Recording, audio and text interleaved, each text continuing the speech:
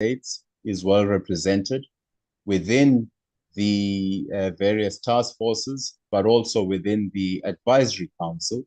And that is intentional because we know that in 2026, the baton will be passed over to the United States. Some of the task forces, essentially there are 5 task forces. Those include trade and investment, digital transformation, financing for sustainable development, solidarity for the achievement of the sustainable development goals, and lastly, accelerating climate change and the just energy transition. Where we are, colleagues, as we host the Inception conference, is that some of you have already submitted abstracts. Those abstracts for the policy briefs are already at advanced levels in terms of evaluation. However, what is also important to note is that it will not only be about the policy briefs, but many of you will also be invited to produce policy notes and blogs for the website that continue to inform the discussion. And it's definitely the intention of the T20 to work proactively with the various engagement groups, the working groups, the Sherpa, and the finance track. The last point, colleagues, is that South Africa hosts the presidency in a changing geopolitical landscape, which faces a number of challenges. And I think that only enhances the importance of evidence-based empirical work and policy recommendations in the face of various disinformation and misinformation that we have been seeing around. We would definitely like to achieve a high impact in terms of the outcomes for this T20, and we welcome your inputs to this particular conference. Thank you, colleagues.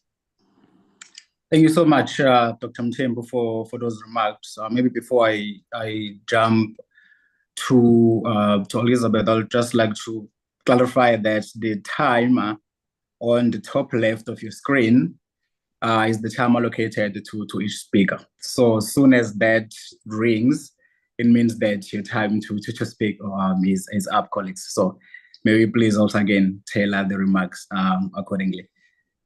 Without any further ado, I would like to invite Ms. Elizabeth Sidropoulos, who is the Chief Executive at the South African Institute of International Affairs. Over to you, Elizabeth. Thank you. Hi, thanks Duma. Thank you very much to everybody. I did think that sounded a bit like an Oscar moment there, Duma, with the music.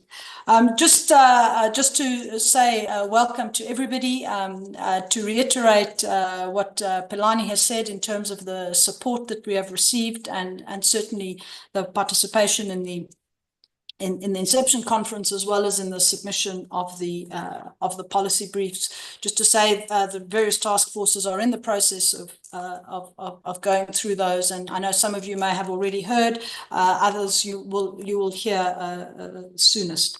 I've been asked to make some reflections, which Pelani sort of alluded to in his final remarks around the G20 and multilateralism. And I think the first point to really make is that you know, if we think back to what the G20 was created for, both when it was a finance ministers meeting in 1999 and then when it was elevated to a leaders in 2008, it was about recognizing the importance of cooperating and coordinating among a group of countries that were systemically important and who could then make an important contribution to ensuring, first and foremost, global economic stability, dealing with the financial crisis, and so on and so forth. In the ensuing period, of course, the importance of cooperation within a system of multilateralism, I think, has become even more important.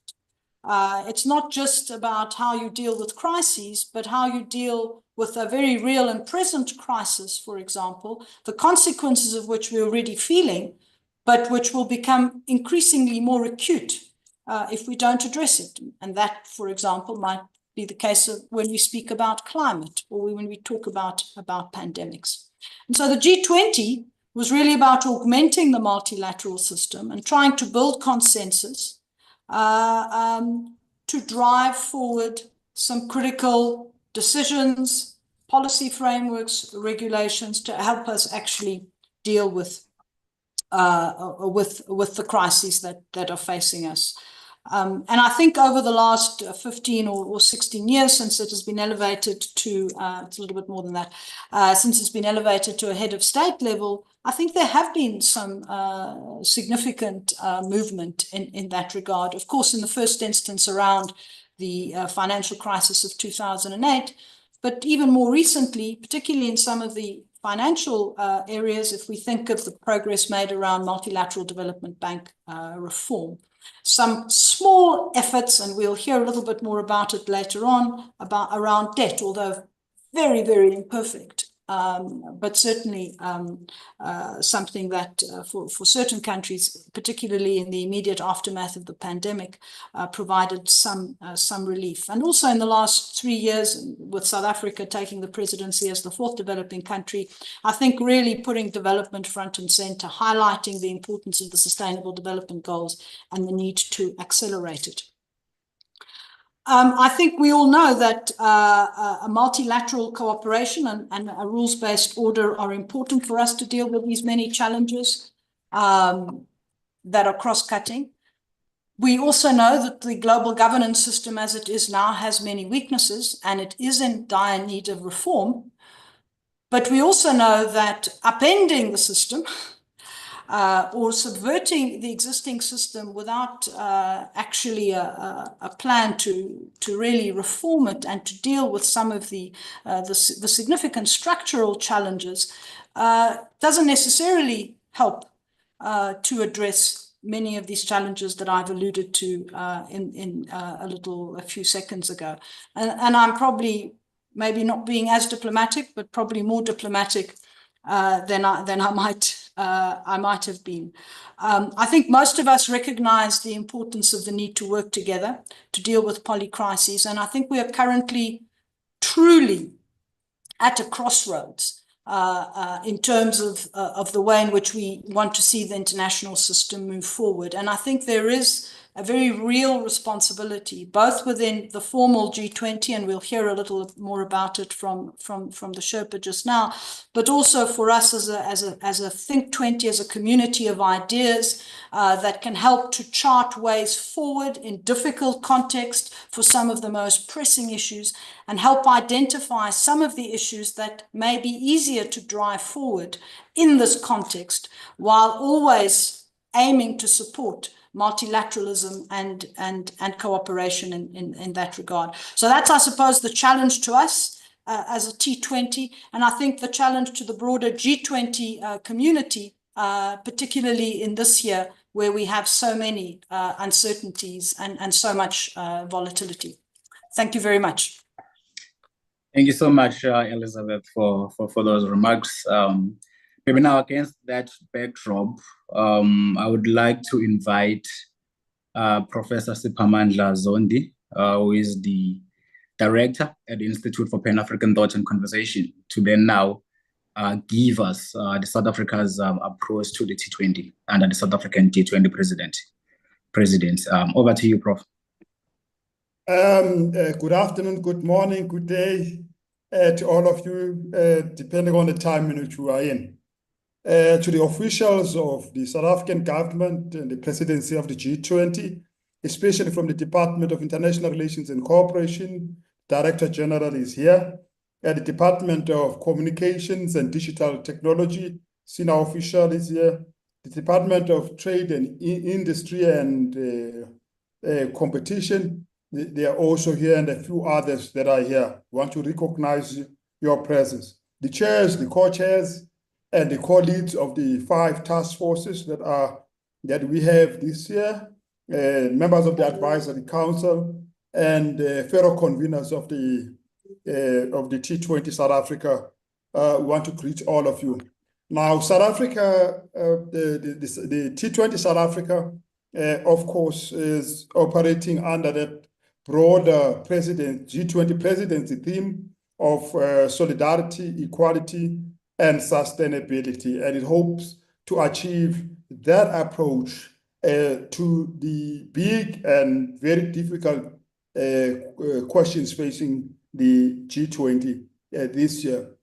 Secondly, the T20 South Africa is very aware of the fact that there has been a lot of continuity in the agenda of the T20, especially over the last 5 or so presidency, and therefore the decision is to do more consolidation and continuity and sustaining the momentum rather than disrupting due to too many new initiatives, but cannot do what we've been doing and try to do them better. With that in mind, then thirdly, we also aim to be inclusive, but not unwieldy. Make sure that everybody is able to get a view, get a moment in a space to contribute to this agenda, but we don't want to make this an unwieldy and difficult to manage process. And partly for that reason, we have an advisory council that we want to be a sounding board, but get engaged in real debates, both about the substance of things and strategies, and also about processes and procedural things. Fifth, we have a Troika leadership and a Troika arrangement in there. So we have the Brazilians working with us, and also the US friends working with us as the next presidency. And that is what we hope to sustain as much as it's possible and make it work even stronger. We have 5 task forces instead of 6, consolidated a little bit of agenda again, because as we indicated, we didn't want to open up the agenda. We wanted to consolidate and complete work that has been done and ensure that we derive greater impact rather than introducing new issues all the time. We have also fewer policy briefs that we're expecting, as you know, about 20 from each task force, so that we can also make room for the 7th point, which is more engagement within task forces and between task forces and all of that. So we are not spending all the time trying to manage a huge number of policy briefs. We're hoping for in-depth discussions relating to Africa's interest here, as African Union is the latest member of the G20, through the Africa High-Level Dialogue. That's what is different from before, which is taking place on the 29th and 30th of April. We hope out of it, working very closely with the officials of the African Union and African Union agencies, will be able to distill what will be of critical importance for Africa. Of course, there are side events that we hope will help us dive a little deeper into issues and provide space for us to engage. Lastly, we are also interfacing with the Sherpa and the sous Sherpa, so that we make sure we align very closely with the processes in the G20 mainstream. And of course, a dynamic interface with fellow engagement group is absolutely critical for us, so that there's cross-pollination of ideas and all of that. I recently engaged with the W20, for example, with U20. We're hoping to soon talk to Y20 and others. All we're hoping for is that all of us would try and kind of get a little closer towards explaining how things could actually be achieved, explaining how they could be monitored, and explaining how we could sustain them. Because there are no major debate on substance issues, but there are also challenges in relation to follow through and implementation of the decisions well taken. Thank you very much, and we wish us all good luck. Thank you. Thank you so much, Professor Zondi. So now we have heard about the overview of the Inception conference. We had Elizabeth speaking about the reflections on the G20 and multilateralism in 2025. And we've had the approach that the South African T20 process will take within the framework of South Africa's G20 presidency.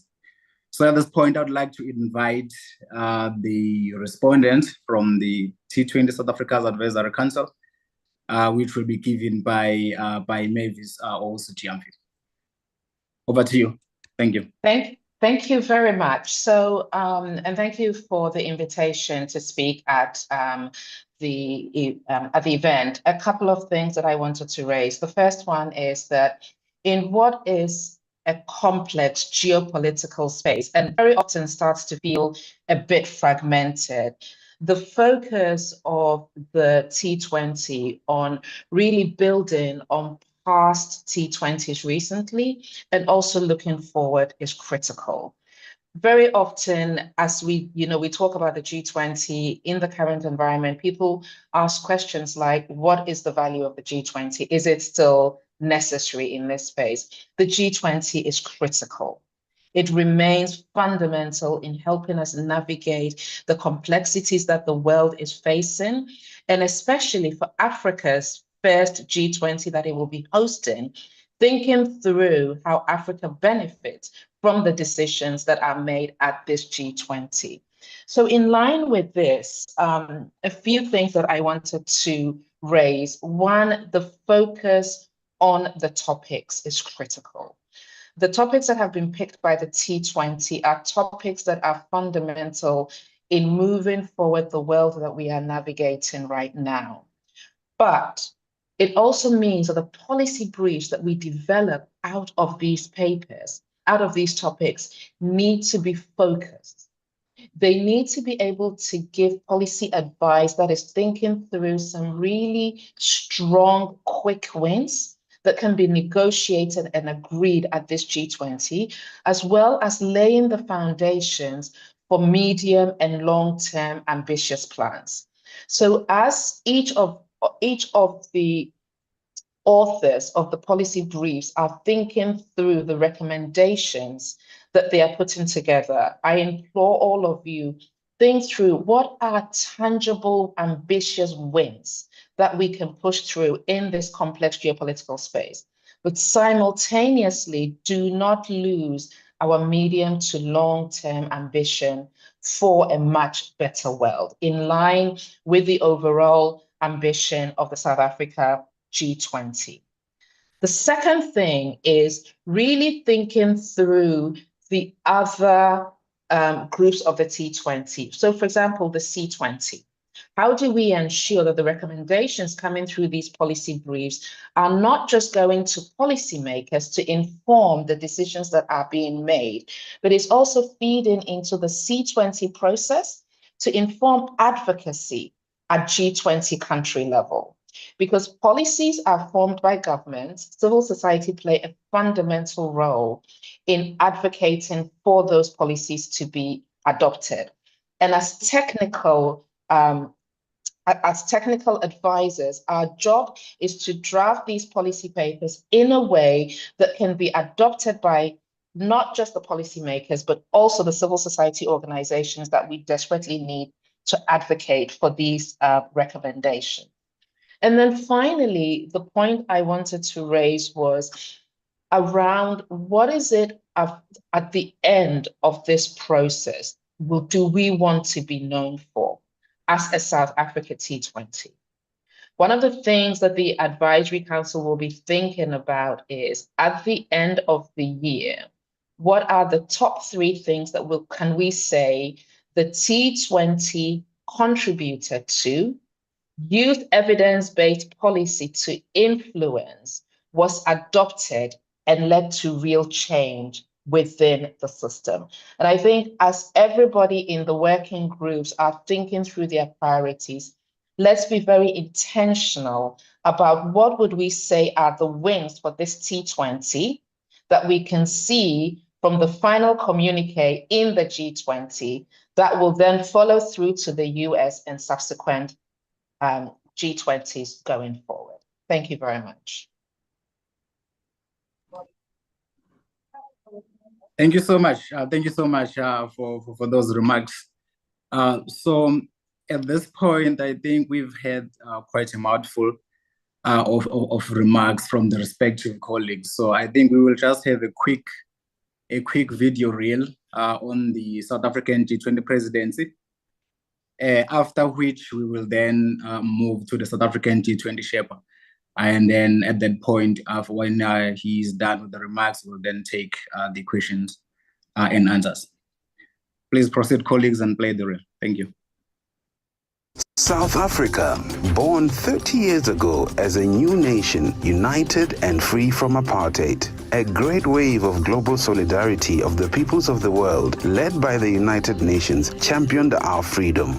Today, South Africa is a flourishing democracy, a multicultural and diverse nation. We are Africa's most industrialized economy, a country of breathtaking beauty. Our greatest strength is our people. We remain rooted in our African identity, but fully integrated into the global community of nations. We are a country that fights for peace and justice. We are honored to lead the Group of 20 from 1 December 2024. South Africa is committed to multilateralism with the United Nations at its center. South Africa's vision is a world that is people-centered, development-orientated, and inclusive. A community of nations that leaves no one behind. This dictum is rooted in the African philosophy of Ubuntu. We have thus chosen the theme, Solidarity, Equality, Sustainability for our G20 presidency. Guided by our theme, we will use our G20 presidency to refocus global attention on the social, economic, and environmental dimensions of development in the economies of Africa and the global South. This includes a focus on critical issues such as inequality, employment, food security, and artificial intelligence. The symbol of our G20 presidency is the magnificent King Protea, our national flower, which has a rare ability to regenerate. It is a symbol of renewal, resilience, and hope. It symbolizes South Africa's intention to deliver a positive and solution-driven G20 presidency. By reigniting our common humanity, South Africa will use its G20 presidency to harness the power of global collective energy to confront our common challenges. And as we have done over the past 30 years, we will serve to bridge the gap between the global North and the global South, being uniquely positioned at a point of intersection between both worlds. We are ready. Are you? We welcome you to Africa. We welcome you to South Africa. G20 South Africa 2025. Solidarity, equality, sustainability.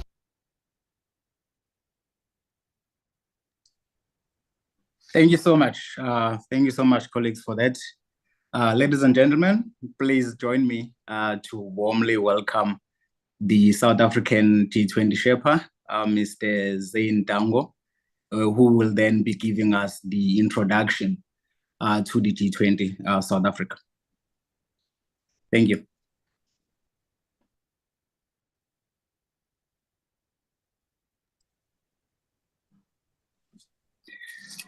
Hi, good afternoon.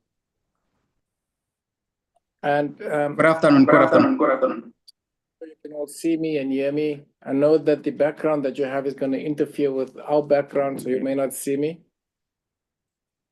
So, thank you. All right.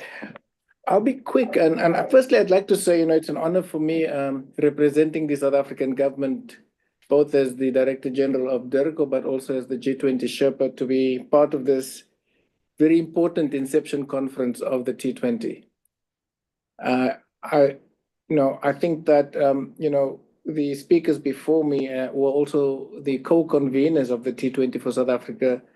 I've already outlined the key themes. So I don't want to spend too much time on the themes because I think, we all know what the themes are and why it's important. But, as Elizabeth pointed out, we also, and Pilani and Sipamandla pointed out really, that this T20 takes place in a particular context, which is perhaps quite unique in the last 5 or 10 years. We know that the Indian presidency, before that, the Indonesian presidency took place in the context of the Russia-Ukraine war. And then the Brazilian presidency then also had the added dimension of what was happening in Gaza and the Middle East.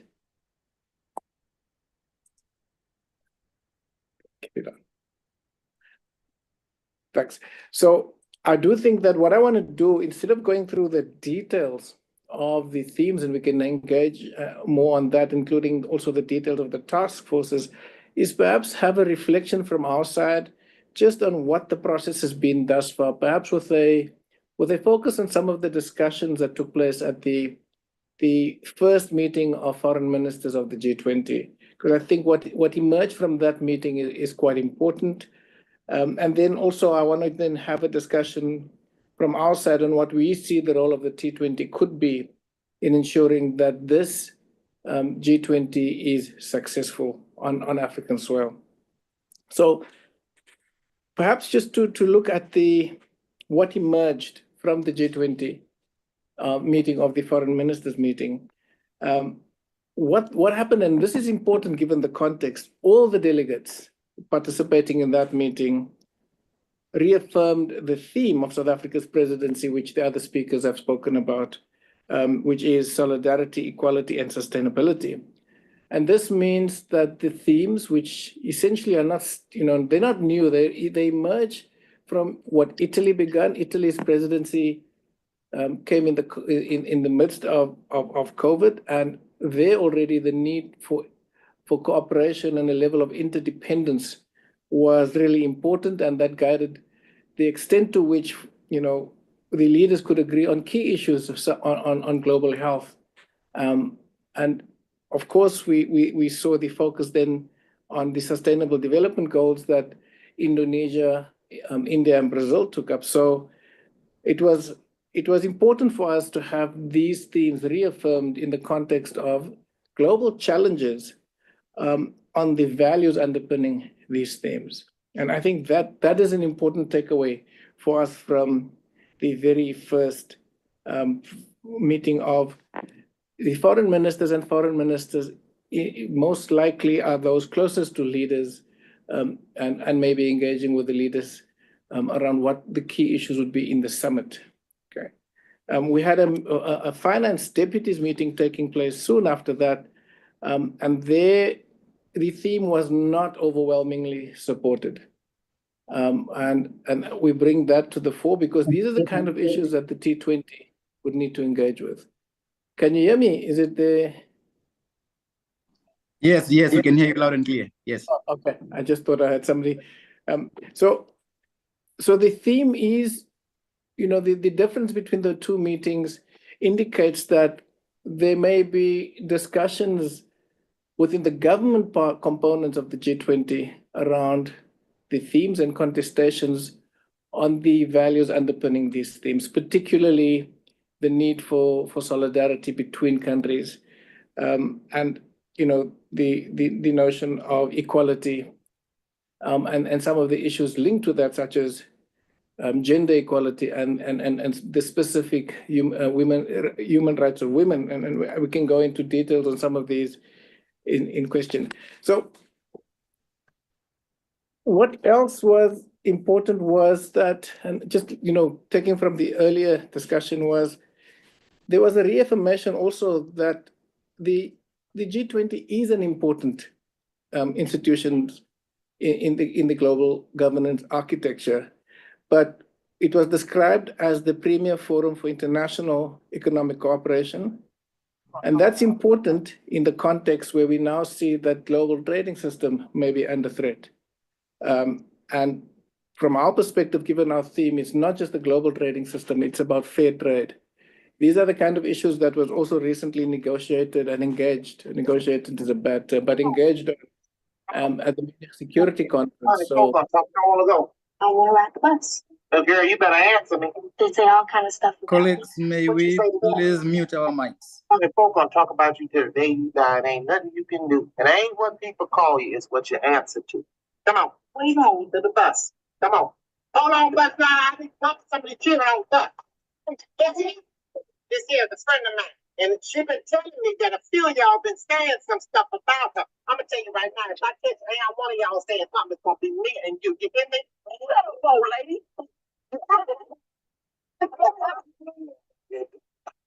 I lost her boo, but I killing me. Colleagues, may we please mute our mics? Thank you.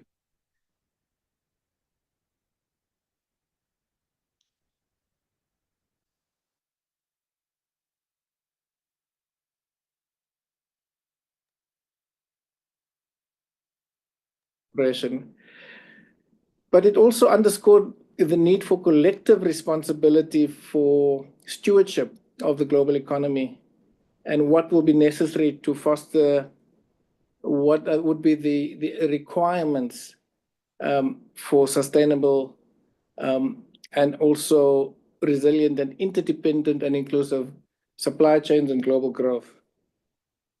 There was also a real commitment coming through the various statements from the foreign ministers from the other G20 countries, the importance to support developing countries in the midst of this global crisis, but also to ensure that we improve on at national and international level the policy and resourcing requirements to achieve the Sustainable Development Goals. So there, I think the foreign ministers just noted with concern that there is slow progress, particularly with only 5 years to go before we have to report on the Agenda 2030 targets. Then on global governance issues, the foreign ministers had a long discussion on that, and they stressed that the ongoing conflicts across the globe are detrimental to economic development and the attainment of the SDGs. And discussion on the root cause issues that much of the global conflicts we see could also be because of the growing inequalities within and between countries. And this is no longer just a slogan that we use in negotiation terms, but there is a global growth in inequality within countries, and there's a link between the abilities of national countries to deal with inequality and the kind of global frameworks that give rise to and sustain inequalities between countries. So that was also a discussion. Furthermore, the geopolitical divisions have contributed to what was termed a climate of distrust, but also distrust and uncertainty. And there was a real sense that the current climate, if we don't deal with it well, could unravel progress we've made over the last decade or so on issues such as dealing with poverty, inequality, resolving armed conflict, but also importantly, the important issues of climate change and the linking between science and the reality of climate change and the actions required, the pandemics, not just COVID, but also future pandemics, and the threat of nuclear proliferation was high on the agenda of the foreign ministers and felt that the G20 needed to pronounce on that. So that was the backdrop really for a discussion that the foreign ministers then engaged in, where they noted with some distress the immense human suffering across the world because of war and conflicts. And important, I think they then affirmed that all parties, and parties in this case would be states and non-state actors, must comply with the obligations under international law, including international humanitarian law and international human rights law. Now, this was a big discussion topic during the last week of the Brazilian presidency. And there was agreement on the fact that no country or actor should be left out of the accountability loop. So I think it was again reaffirmed by all the delegates participating at this meeting. And they discussed the specific conflict areas. And I'm not going to go into those details, but I think the principle was underscored that if we are to deal with this in a way that is just, that the principles of international law and the institutions of global governance associated with that need to be strengthened and protected.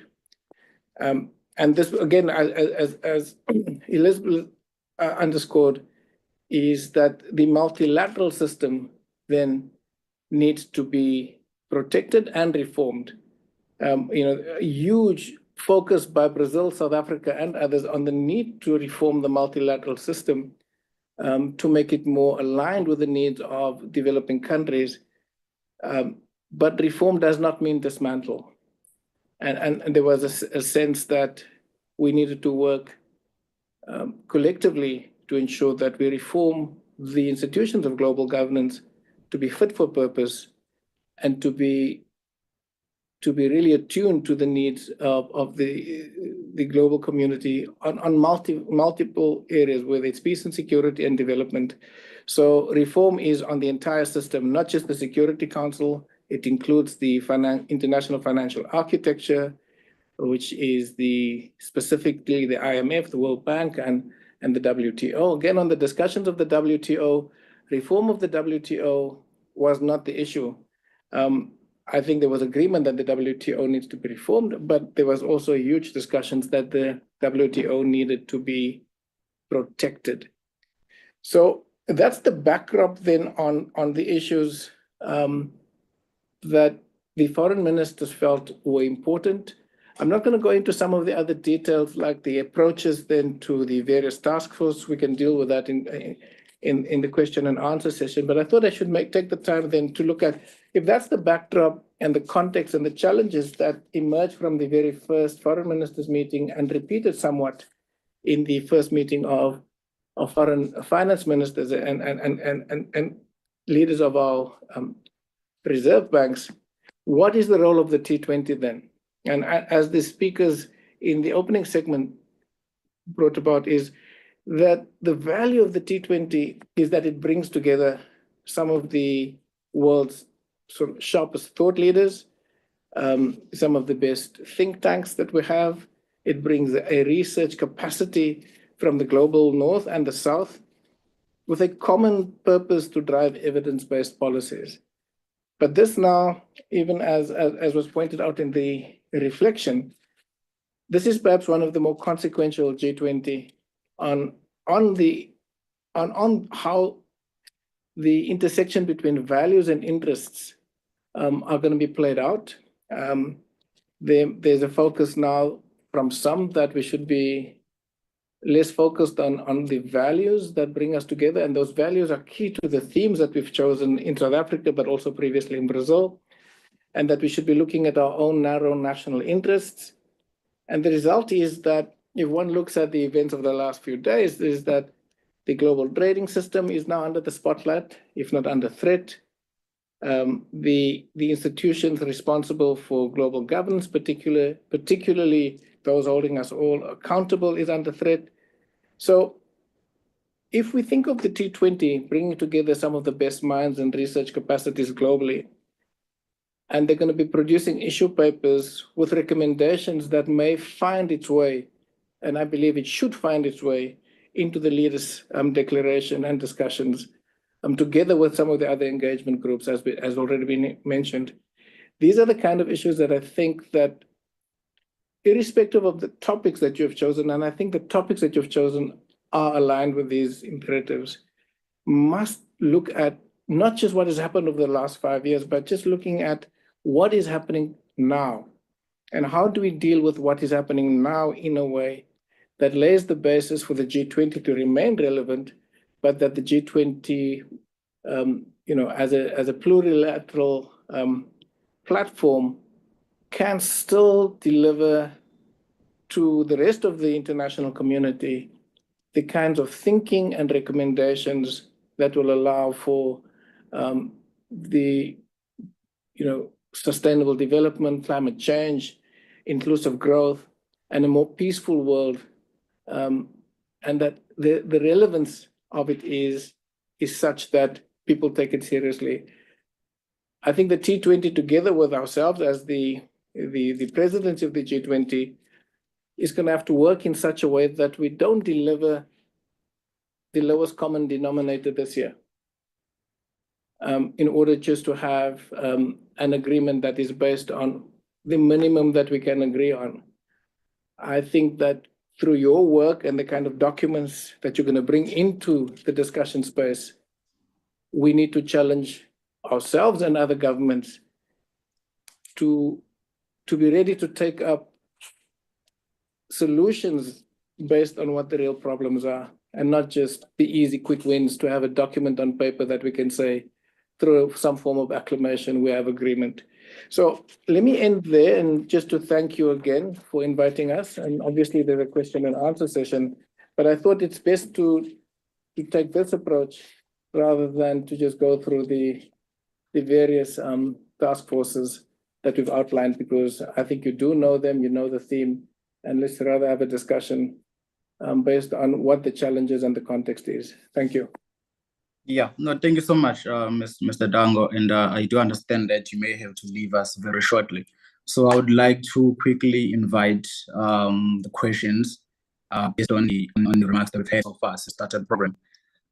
Please, may you kindly shoot straight to the point that you're trying to make, so that you'll be able to hear from several colleagues. So I'll be taking hands now for this Q&A discussion. Thank you.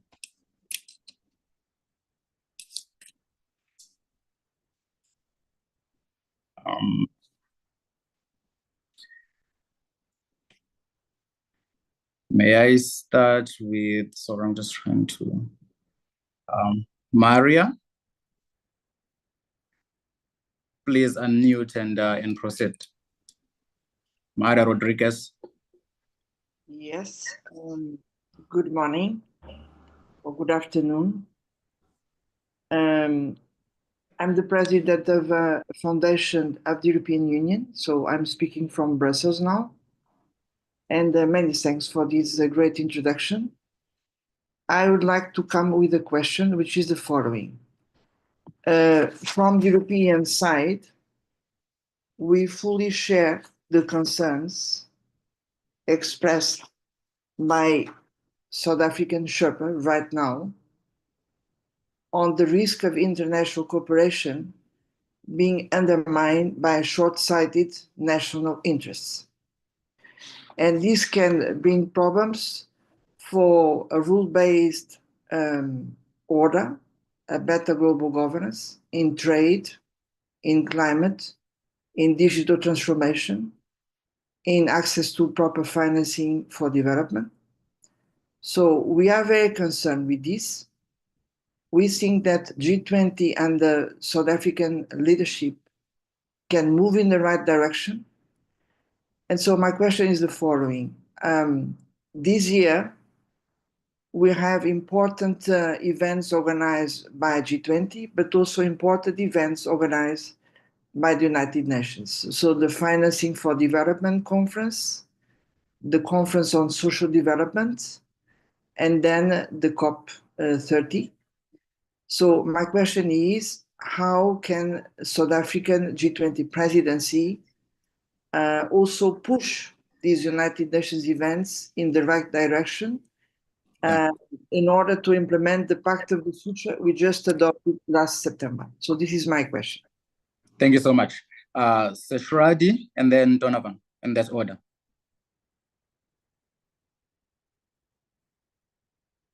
Please proceed, Seshradi.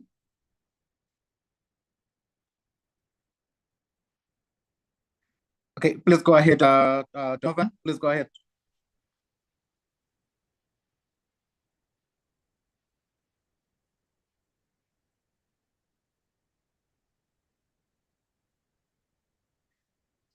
Can we assist Donovan unmute colleagues? I see is saying the hand is up, but unsure how to unmute. Can we please assist with that? Donovan, I understand that you're unmuted, so please proceed.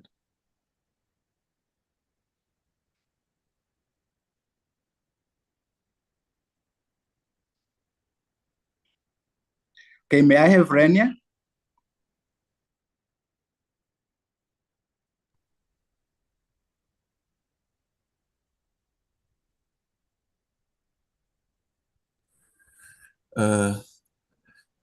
I don't know if you hear me. Yes, we can hear you clearly. Yes, please proceed.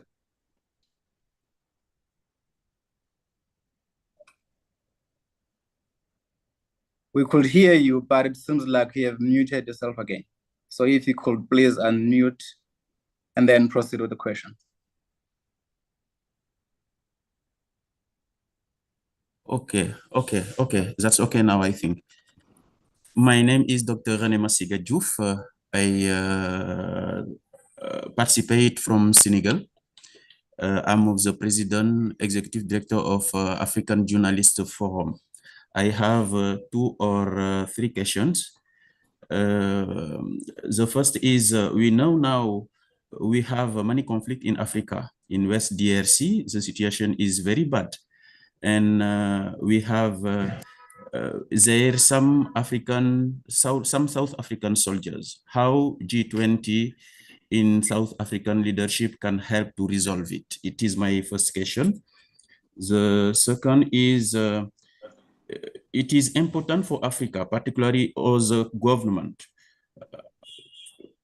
How can be this implication? How can be their implication in their in the G20 governance? Does African Union implicate in the process? It is the third question.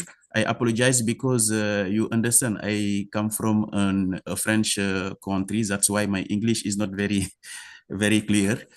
I try just to ask my question in this language. We could hear you very clear. We heard you very clear. Thank you so much. Yes. And I hope the speakers took note of Yes. that question. So I will next have Ame. If you could please keep the questions short and straight to the point. Please proceed, Ame.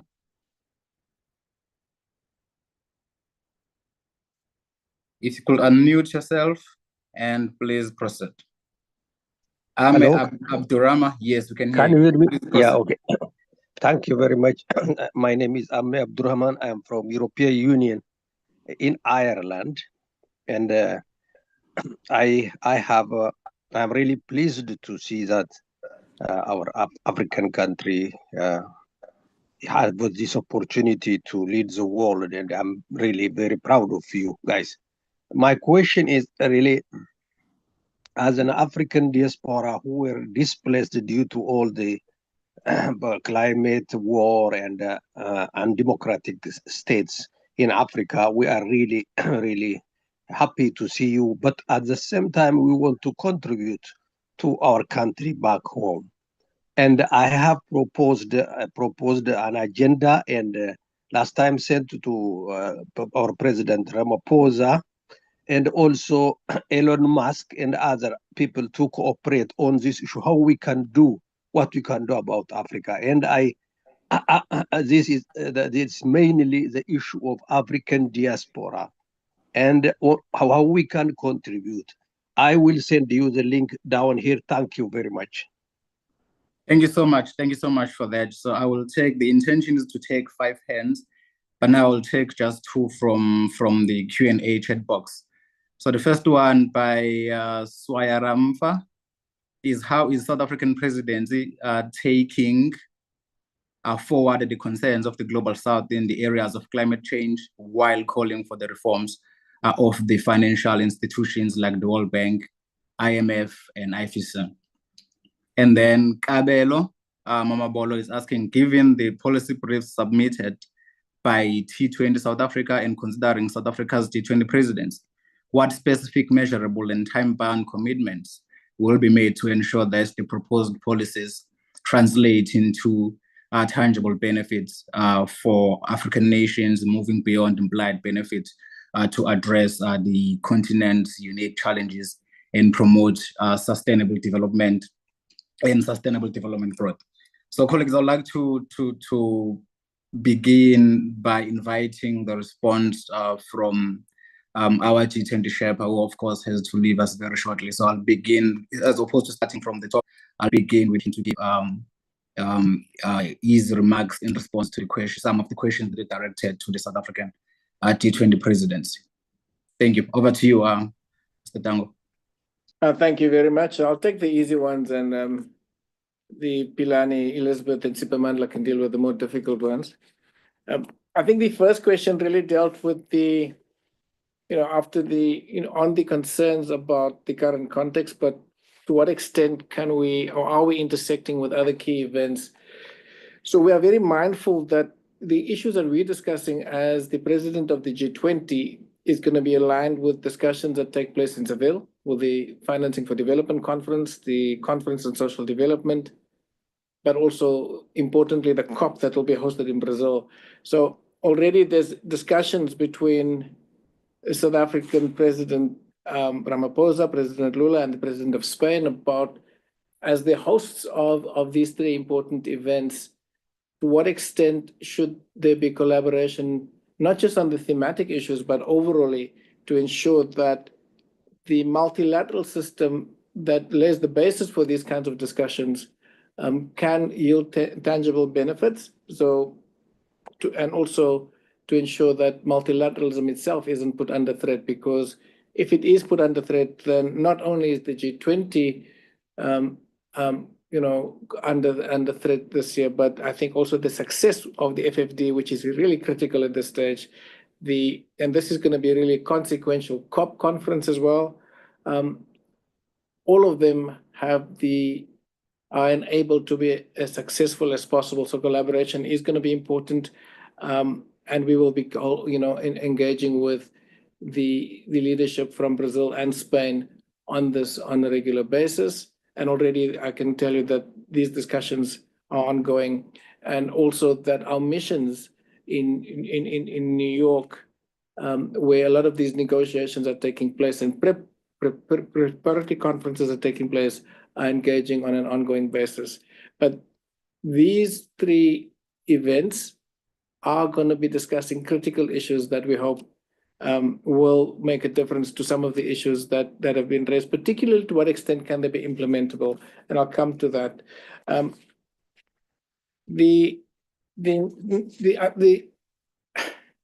There was a question, I think, from Renee from Senegal that dealt with many conflicts in Africa. And so the G20 will need to engage with how to resolve conflicts, but it's not the forum for doing this fundamentally. The G20 is a ginger group. It can raise concerns and also identify solutions, but ultimately the solutions to many of these conflicts are going to be through the various negotiated processes, whether it's in the African-led ones around the DRC. So you're finding that there's SADC level meetings, ECOWAS level meetings around what needs to be done.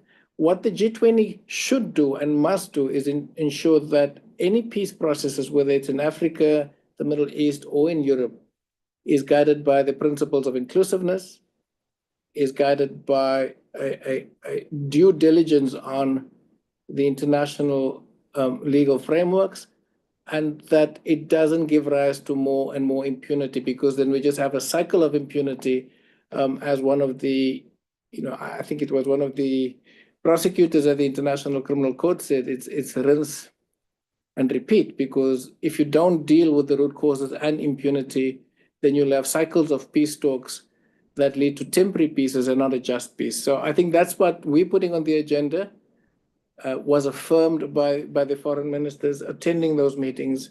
And hopefully it will also find resonance in the African Union and the Peace and Security subcommittees there, but also at the UN Security Council. So I think that is an important point to note. I think the question really, for me, on the African diaspora. So I think the various engagement groups, the T20, the C20, and others, may want to look at to what extent they bring in credible communities of the diaspora, but also from the Caribbean, which is part of the extended diaspora, and look to what extent we can get the kind of evidence and suggestions for how the G20 in particular can highlight the concerns of the diaspora community around, if it's good governance issues, climate change issues, the pull and push factors that have given rise to such a sizable diaspora community.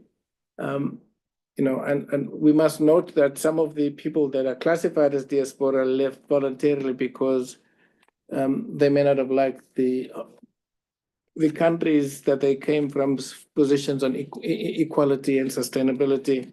It's my tongue-in-cheek remark to one of the names you've mentioned as being part of the diaspora, particularly from South Africa. And then I think there was a question on tangible benefits.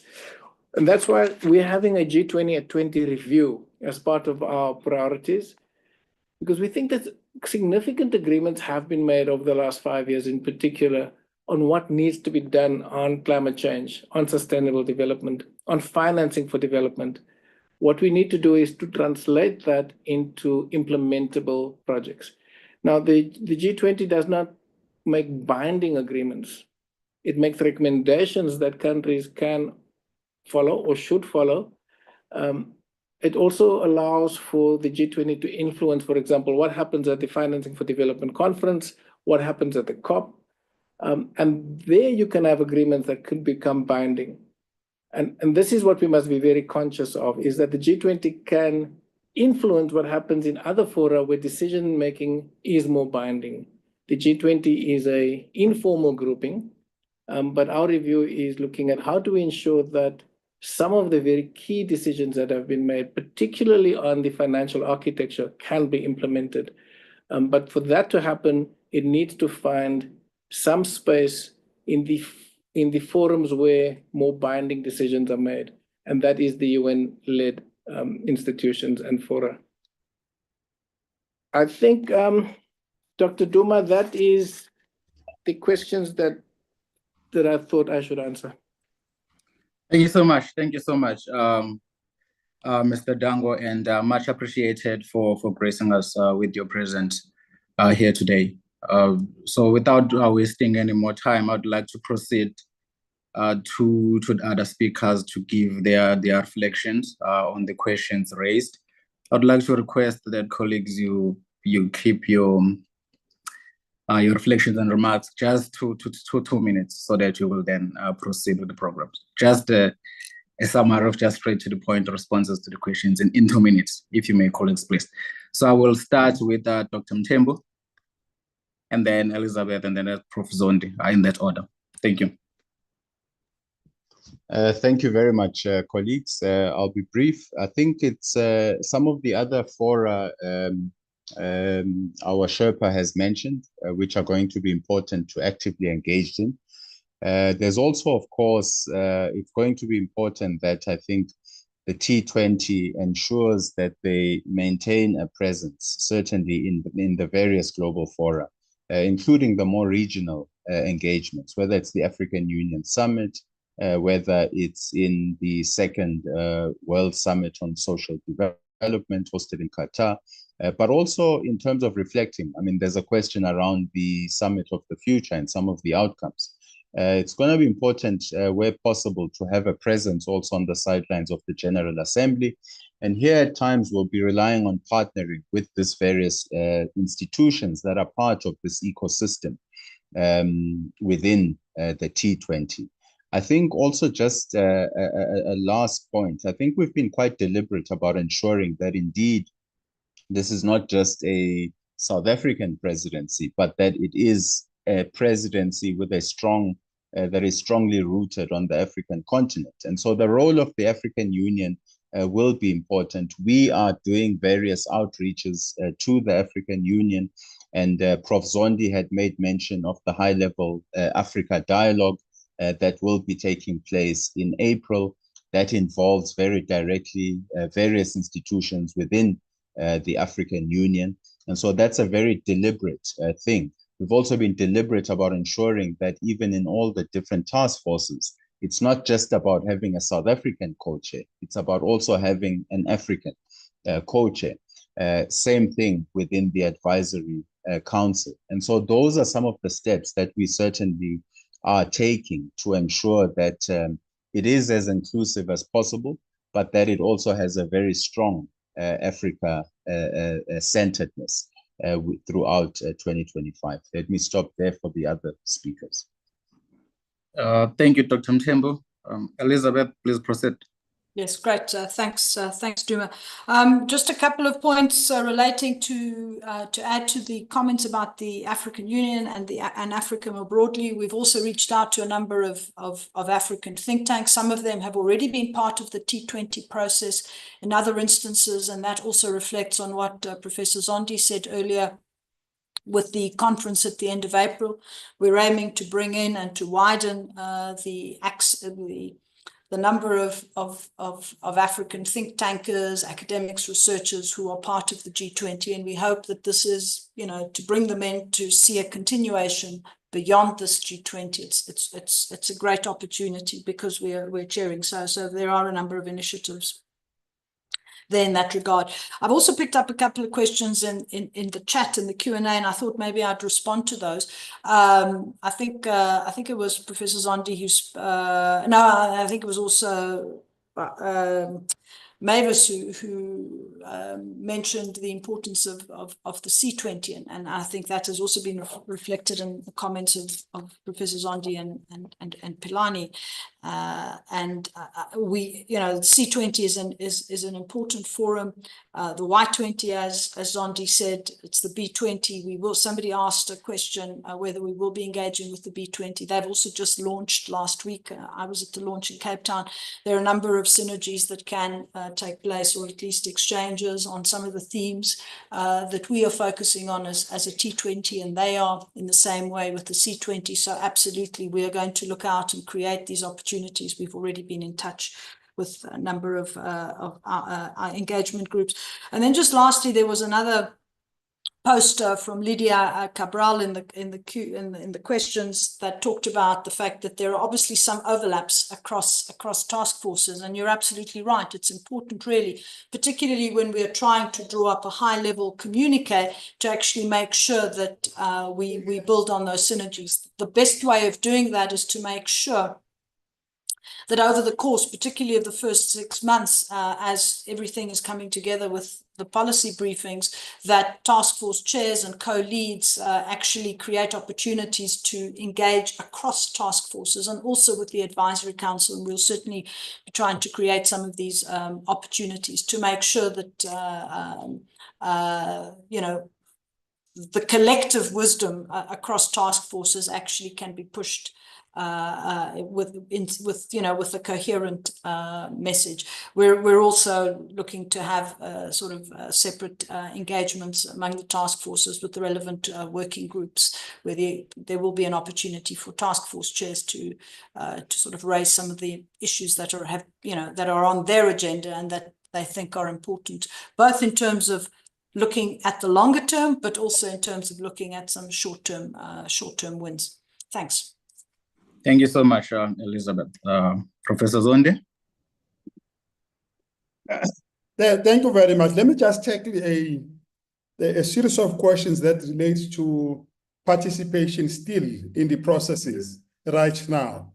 Since the abstract, the call for abstract has closed, and there's a process right now of giving back feedback to the authors of abstract, which would lead to policy briefs and all of that part is closed. But there are other avenues. There's an opportunity for convening side events. You would check on the website, and put the website in the charts right now. The team would put the website on the chart for you to click on it. For side events that you convene together with the T20, so that you can feed off ideas and have structured conversation in specific areas and stuff like that. There's also an opportunity of getting close to the other dialogue, the Africa High-Level Dialogue, the midterm conference, and others that will still be present. With regards to alignment with Africa, we've been saying now that the alignment is very, very strong. First, the African Union's own priorities for G20 are integrated to the work program that we have right now. They're integrated fully into the work program of all the task forces, so the priorities are enmeshed already. Secondly, then there is this T20 Africa High-Level Dialogue, the formal part of our T20 program, organized together with agencies of the African Union Commission, the African Development Bank, the Economic Commission for Africa, and other continental bodies. That is going to provide a huge two-day platform for enmeshing the views and making sure that Africa's interests and Global South interests are foregrounded.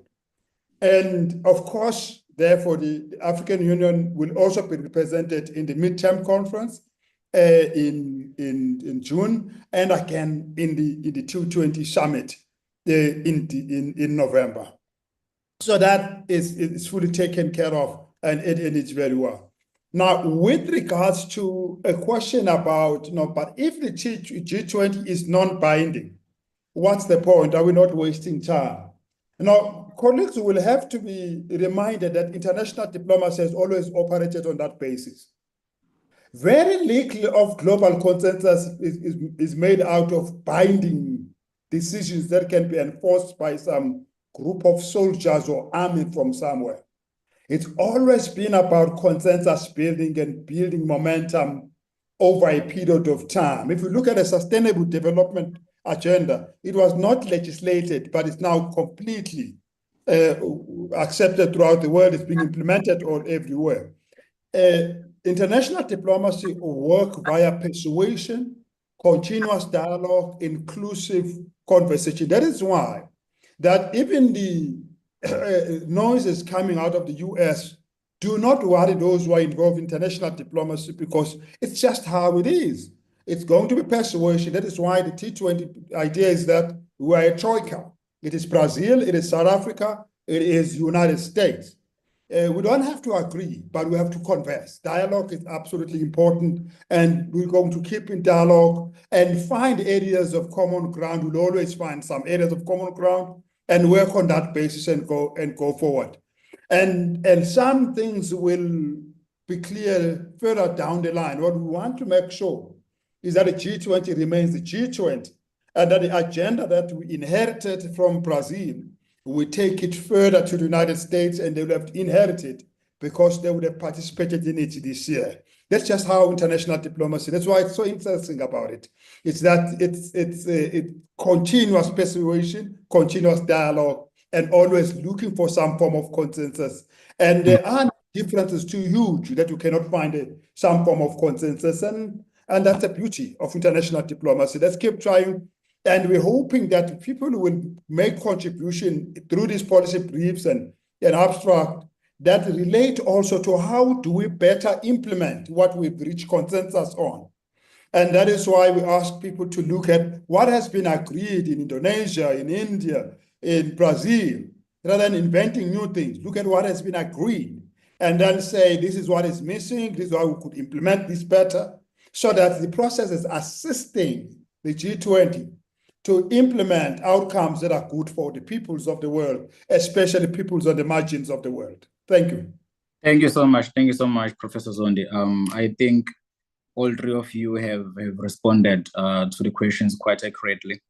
And I believe that if there are some follow-ups, the colleagues can use the chat function, the Q&A, and then you can address them using that tool. I would like us now to take us to the second part of our program. And now we are hearing from the task forces. So we will begin with Task Force 2 on digital transformation. And Dr. Alison Gilwald will be giving us the statement of intent from Task Force 2 as I welcome her. Please proceed, Dr. Gilwald.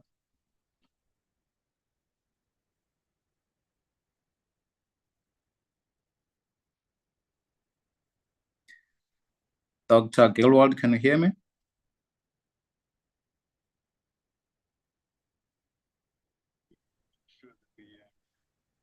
We get sufficient coverage of the issues we need. Alison, you are unmuted. I see you were trying to connect via audio.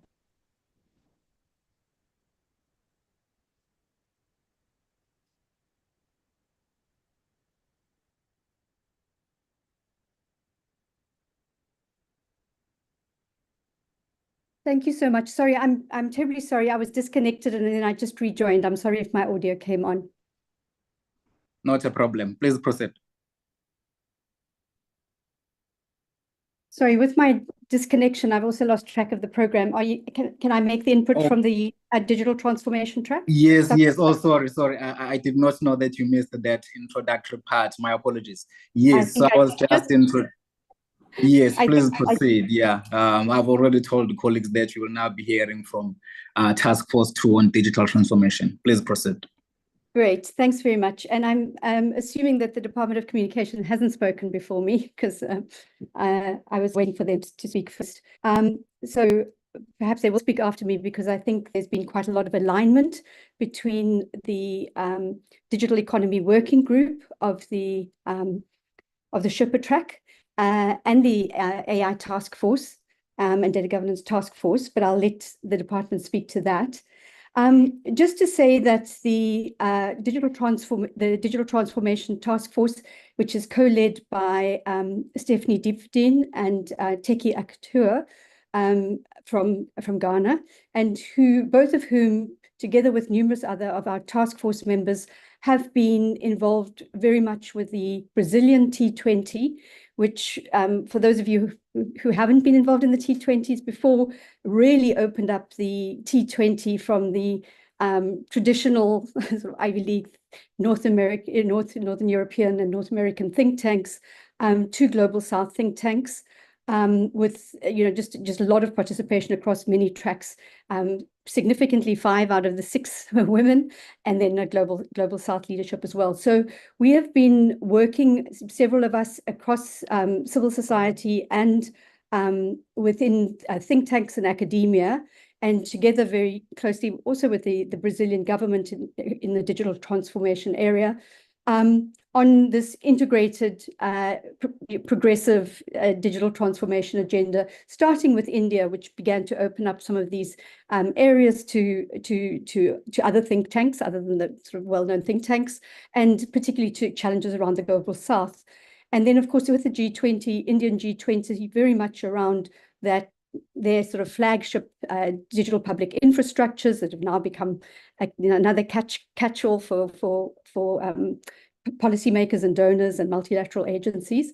And then in the context of Brazil, very much focusing on a lot of the big issues that were emerging out of the global developments around the Global Digital Compact, and specifically the recognition of the importance of data governance in this data-driven global economy, and of course with the enhanced data-driven technologies that are becoming general-purpose technologies and affecting life, society, economy in such fundamental ways.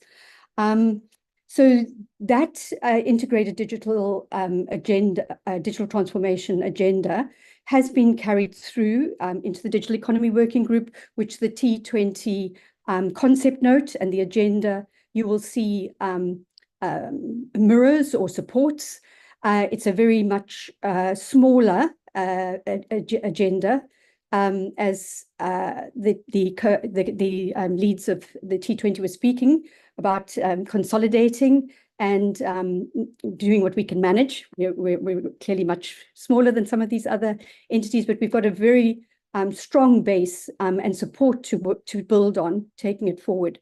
So there are 3 main areas, and as I said, this is this opportunity for South Africa at this moment, and despite all the complexities and geopolitical challenges that we face, is that a lot of the ground has been laid. Obviously, going forward and getting consensus on many of these things within the Digital Economy Working Group will be tricky, although I think it's incumbent on us, as the Sherpa has said, to continue to push forward those boundaries and the advances that have been made around bringing majority world issues to the very complex issues of global governance, of these general purpose technologies, but also these global digital public goods and how they are realized, particularly in an African context with this African T20 and G20.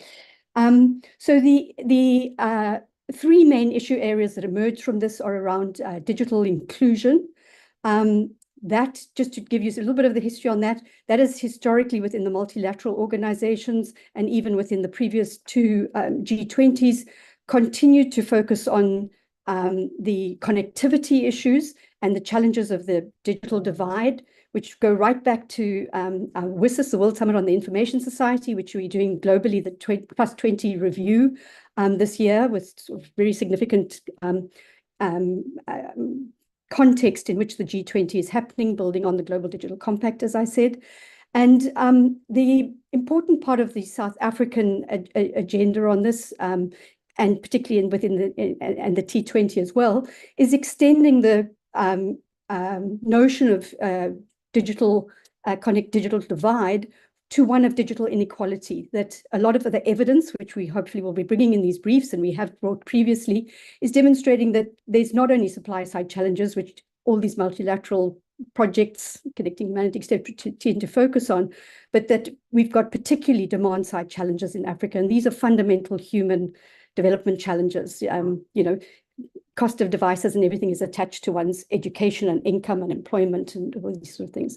So that even when we have connectivity, we are still going to have massive issues of digital inequality, which we see in our work. So we have framed that agenda item as kind of, connectivity, but beyond connectivity. Obviously, connectivity in Africa is still a big challenge in many ways, getting it affordable, but looking at the issues of digital inclusion, not only around broadband or internet or that, but actually around digital inclusion, around economic inclusion, around our preparedness for the next inevitable pandemic, to be able to digitally substitute, especially at a continental level, but global South level, in a way that we couldn't to mitigate the risks associated with COVID.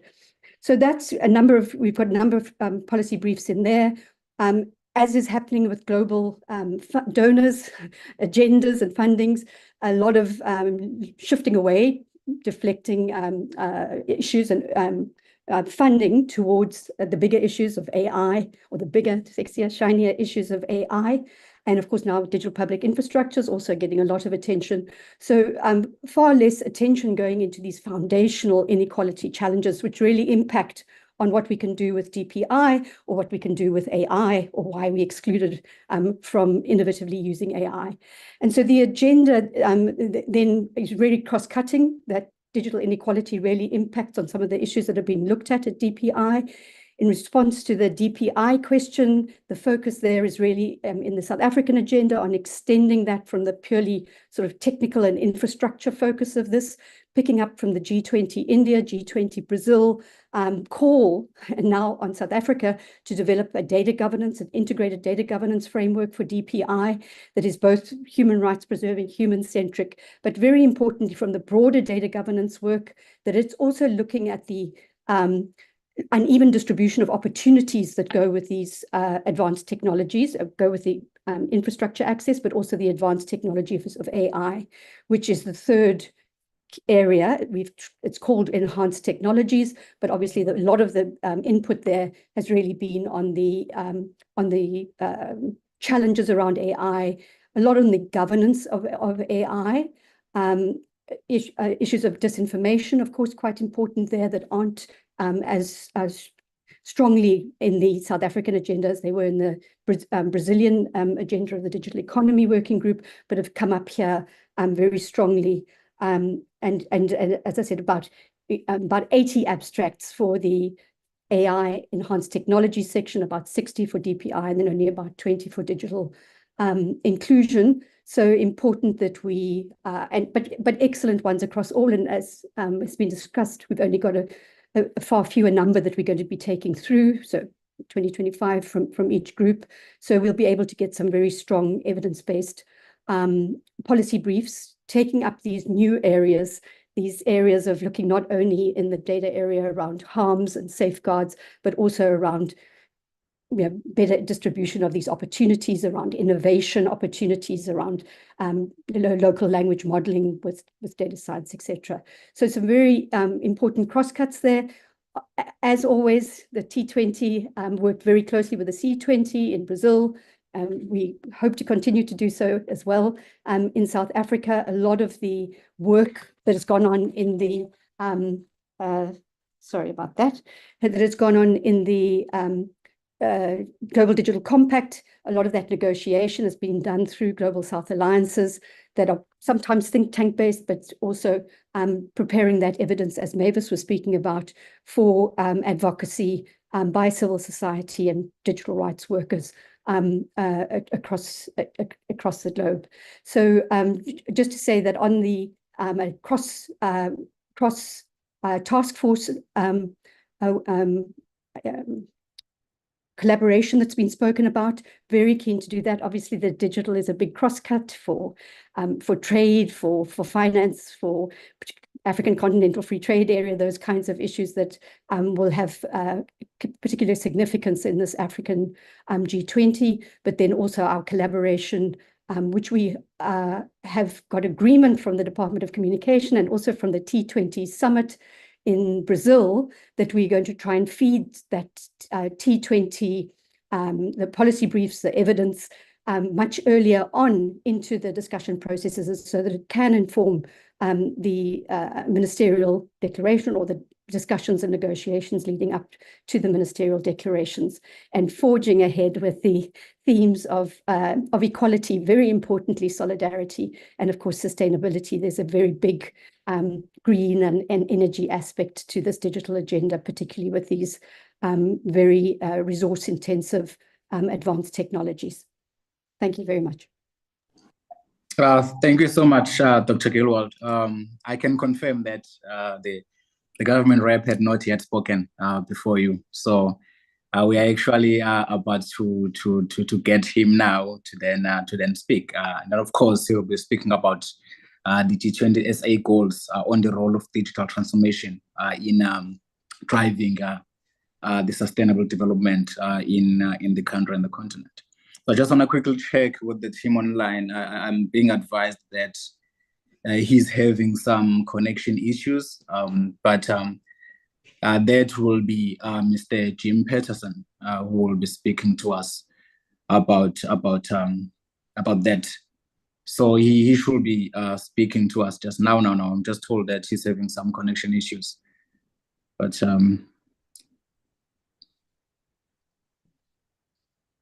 maybe while we are also waiting for him, I can maybe take a couple of discussion points. I think on what you have raised, Dr. Gilwald, we can then maybe begin the discussion on your part, and then once Mr. Peterson has given his remarks, we will then continue with where you will leave off yourself while you also take yours. So if the colleagues have some questions based on that submission from Task Force 2, I think I can take a hand or two while we are trying to get sort the connection issues with Mr. Peterson.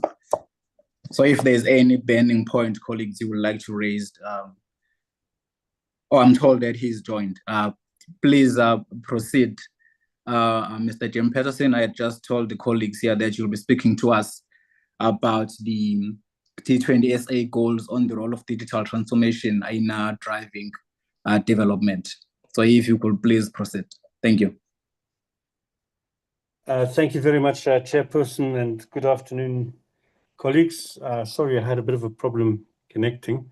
It seems that my laptop doesn't like Zoom for some reason. I'll be speaking really about the work of the Digital Economy Working Group, which is the responsibility of the Department of Communications and Digital Technologies. We've had a process of engagement over the last probably about 8 months to look at a set of deliverables we think will support our development agenda and support the agenda of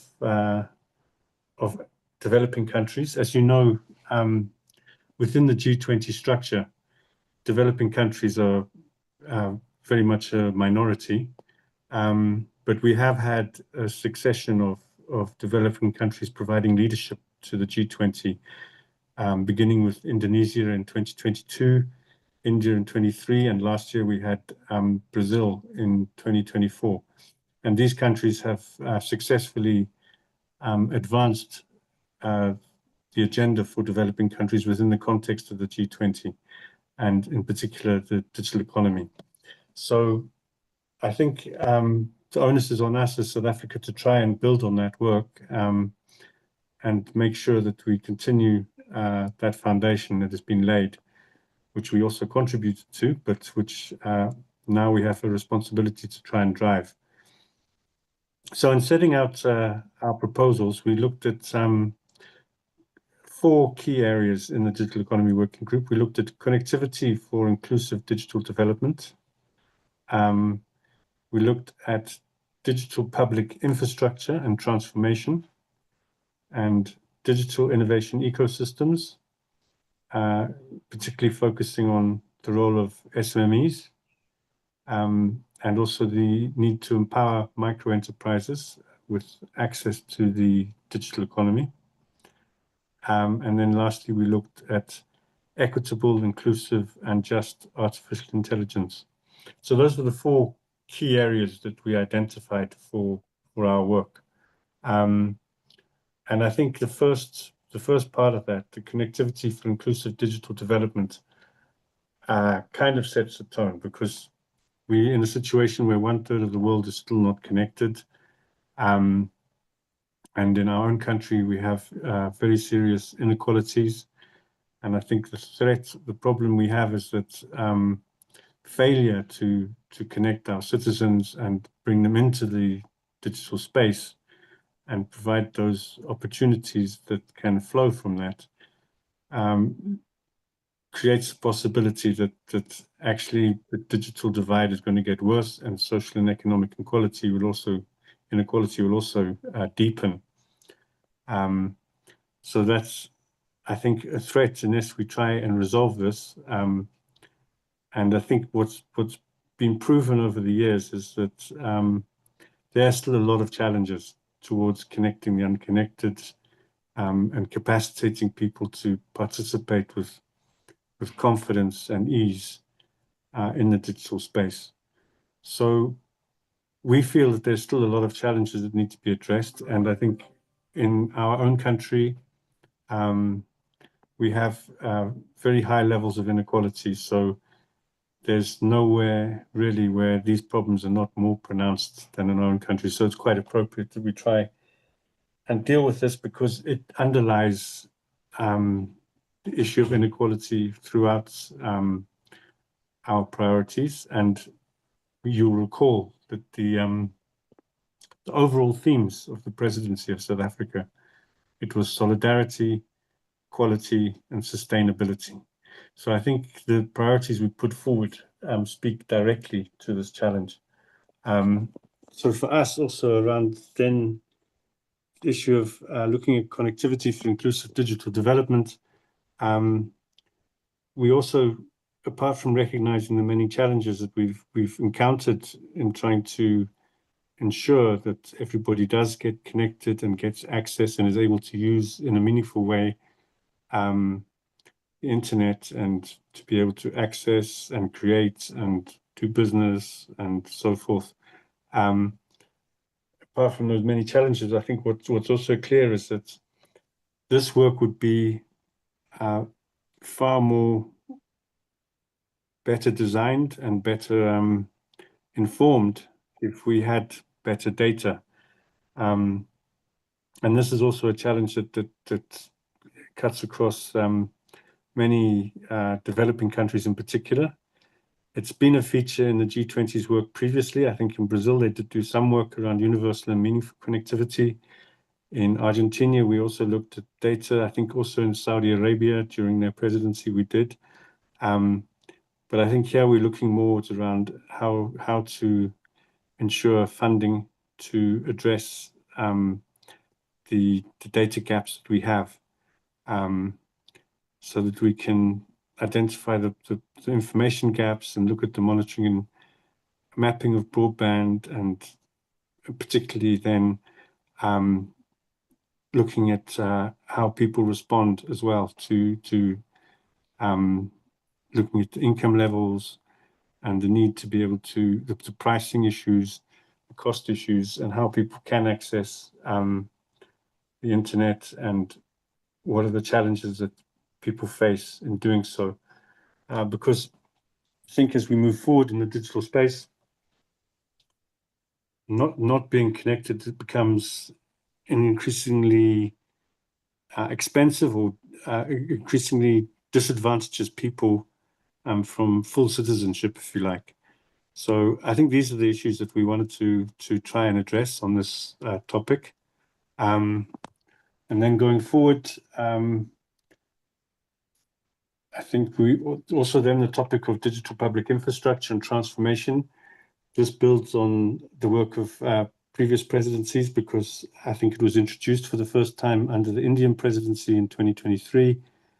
And we advanced this discussion further during the Brazilian presidency, looking at, in particular, digital identities and data, management of data around that, or governance of data. So we intended to advance this debate a bit further. We're interested in the transformational potential of digital public infrastructure, but also recognize the need for an approach which is inclusive, that enables everybody to access and benefit from digital public infrastructure. There's a lot of other issues around this, around ensuring that we build greater equality through being able to provide DPI to everybody.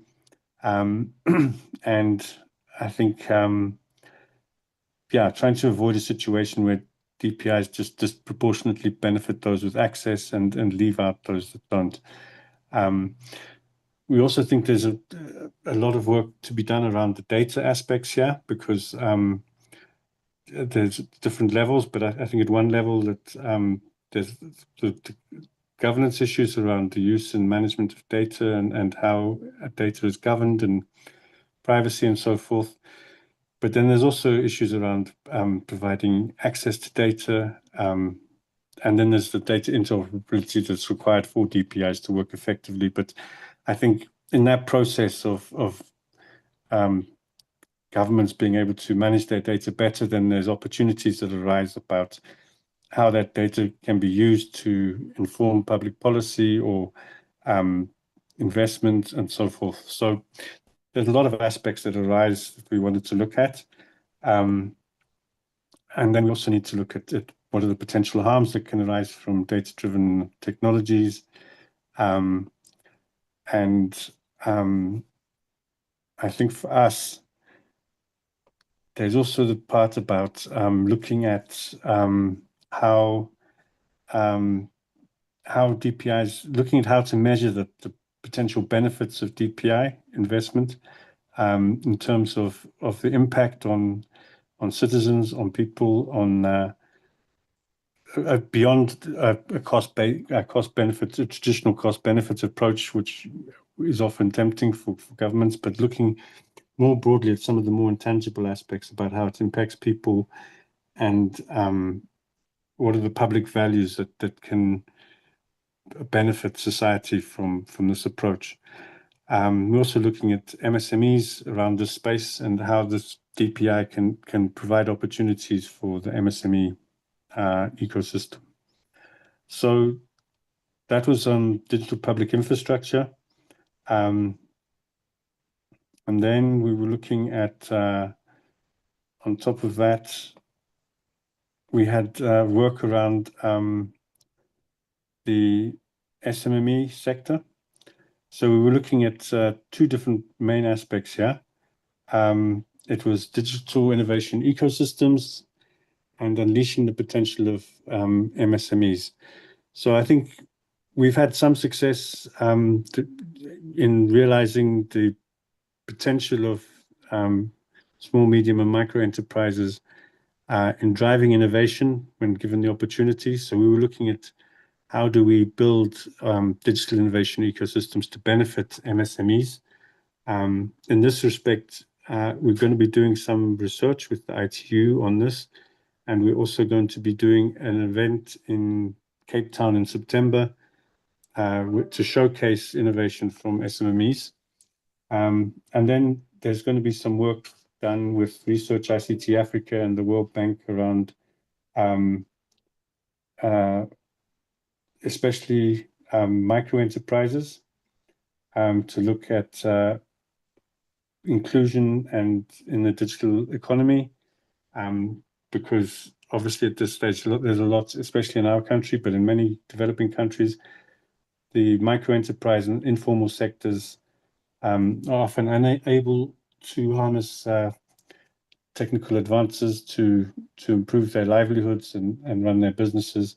So this will look at really the ways in which we can achieve this and how it can benefit that sector and drive broader social and economic development. And then the last part is on equitable, inclusive, and just artificial intelligence. And this again also builds on the work that was done previously in India and Brazil. Before that, I think the only time we really got into artificial intelligence was looking at ethical principles during the Japanese presidency in 2019. But in India, during the summits from the Leaders' Declaration, there was quite a lot of output around artificial intelligence. And during the Brazilian presidency, they were looking at artificial intelligence as well to support socioeconomic development and the SDGs, particularly from the angle of empowering the public service. So we're looking really at how we can use AI for development, but we're also looking at how it can impact on inequality in numerous different ways. And also, I think previously during the Brazilian presidency, there was a lot of work on information integrity. And of course, this is an area which can be impacted on by the use of algorithms, especially in social media platforms.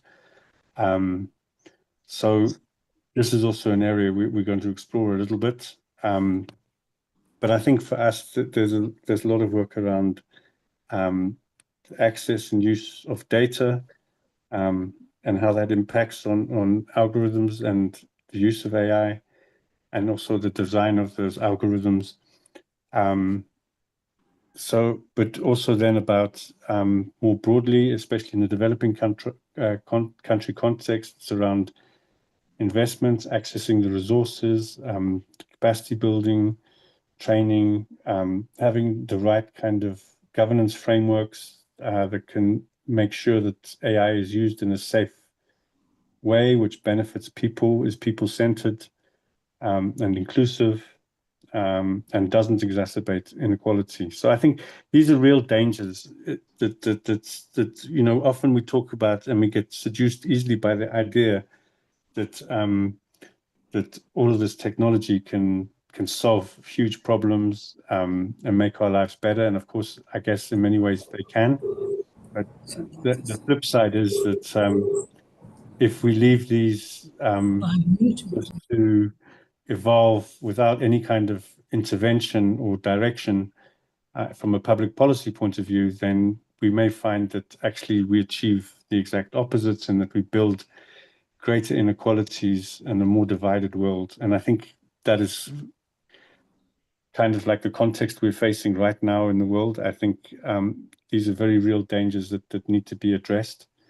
So I think this is why we kind of advanced these topics here. So there's quite a lot of unpacking to do in these areas. And we have specific deliverables for each of the different topics, which we will hope to successfully advance during our presidency and get buy-in from the G20 members. I will just say quickly that there's a good connection, I think, at the moment, which is helping us a lot in terms of driving a developing country perspective and a South African agenda. There's a good connection between ourselves and colleagues in the T20 group, because we've been working very closely with Alison Jewell in the research ICT Africa, as well as some other colleagues who are especially in academic networks in South Africa. So that's been able to assist us a lot and inform us. But we also recognize we've got a long way to go in terms of negotiating these different aspects in the G20 platform. So the work is not easy. But we appreciate the direction we've got so far, and I think this has been quite a valuable interaction. So I just wanted to highlight that because I'm speaking to the T20 that it'd be good to have this focus that can support the work. Not that that's directly your responsibility, but I think in the T20 you do have the opportunity to be slightly more forward-looking than we do in government. You've got that opportunity to be a little bit ahead of the curve. I guess it's yourselves in business, but in academia, there's probably more interest in developing public policy perspectives around the advancements of technology, whereas in the private sector, it's probably more a focus about the growth of those private entities and how they can capitalize. Yes. So are you telling me I'm finished now, Chairperson? Yes. No. Thank you so much. Thank you so much for those very comprehensive remarks, Mr. Patterson. And I believe that now, since we're going to be opening up for discussions, if you have some things that I do not have a chance to say, may add them out as you reflect on what the colleagues are raising. So now, of course, we are in a way racing against the clock now. So I would like to implore colleagues to keep their interventions. We would like to take as much as we can. So I'd like to request that if you make an intervention, to please keep it very short, so that you will have a much more, inclusive engagement. So the longer you go on, it means that someone else will not have a chance to speak. So I'd like to open up now for discussions.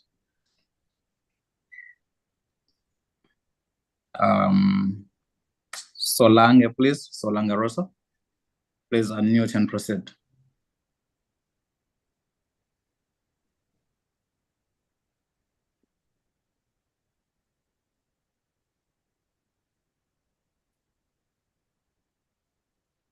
Solange?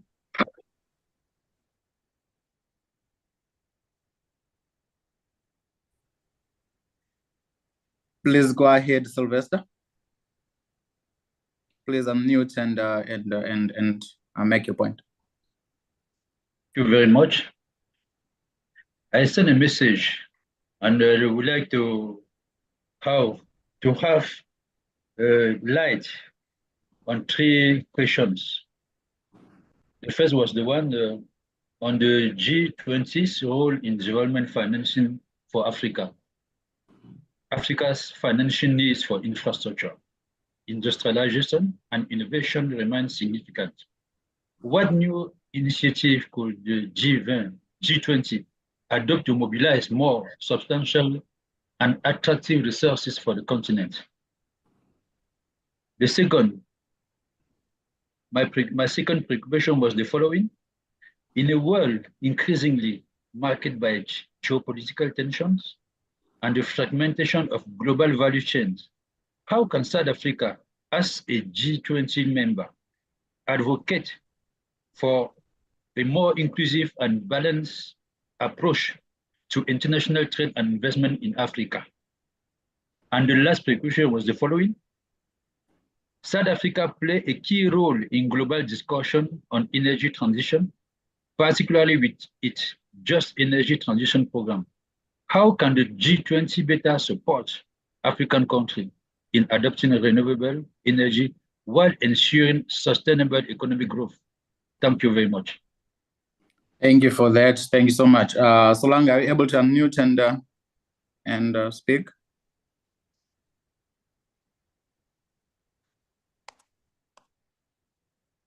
Malala, apparently she says that it was for Zane, but she's battling to unmute. But she had a question for Zane. So, yeah. Okay. Let me just quickly check if we have anything on the chat. There is for here. Our question is asking, how do you see the digital transformation agenda also connecting with thematic issues, working groups such as the G20 Health working group, which has also had a strong focus on digital health transformation? I hope that is clear. An essential, this is by Chantel Naidu. An essential data agenda item is who owns the data, particularly climate data, generated through frontier technologies. Please consider adding this to the agenda. I think this is a comment Okay, if you could just make quick reflections on what has been raised, colleagues, in just briefly, and then we may proceed. Thank you. I will start with Dr. Gilward, and then I will follow with Mr. Peterson. Thank you. Thank you very much. Very briefly, I do also acknowledge some very useful and important comments in the chat, and by people who've been working in digital transformation across Africa for many years, many of them diaspora and comrades. Just to say that, of course, this is a fantastic opportunity for Africa and for South Africa, but also for continental networks, continental agencies and institutions, important ones like the African Union, UNISA, of course, many of our RECs in their different formations, and the various digital, associated associations, regulatory networks that are being established by Competition Commission, looking at digital markets and what that means from a competition point of view, global markets or national markets, information regulators that are having to emerge and scurry and deal with these very big global governance issues, and of course these institutions engaging very actively in global governance, around Global Digital Compact, around WSIS, etc. So this is a fantastic opportunity for them. I think some of the comments are kind of reflecting that we would, of course, liked even more, particularly on the T20. We've got fantastic, data scientists. We've got fantastic people working in digital policy that we would love to have had, more African expertise and experience on these committees. But of course, it is also an international event, and we have been able to draw on very significant Global South contributors from other parts of the world. But I do just want to say that I think both within the digital economy working group, which I'll leave for Jim to pick up, that there are, for the first time, really prominent role for African institutions.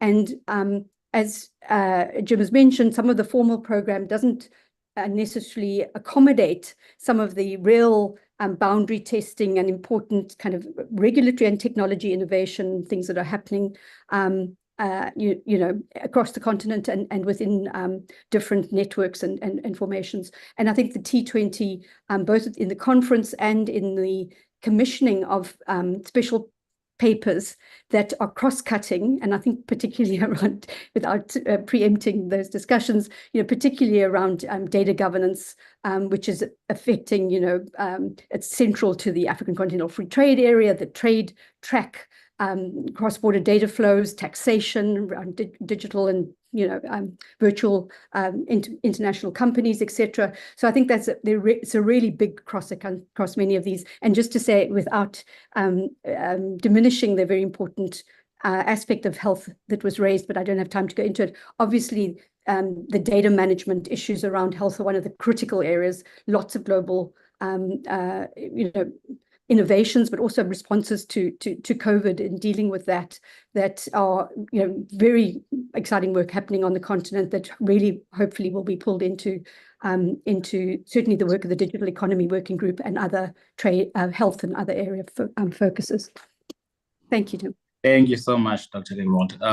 Mr. Peterson, may we please have your reaction? Thank you. Thank you, Chairperson. Yes, some interesting comments. I think some of them are a little bit out of my scope, unfortunately. As much as I would love to comment, maybe I shouldn't. But just very briefly, I think, so we mentioned about AI and health and digital transformation in the health sector.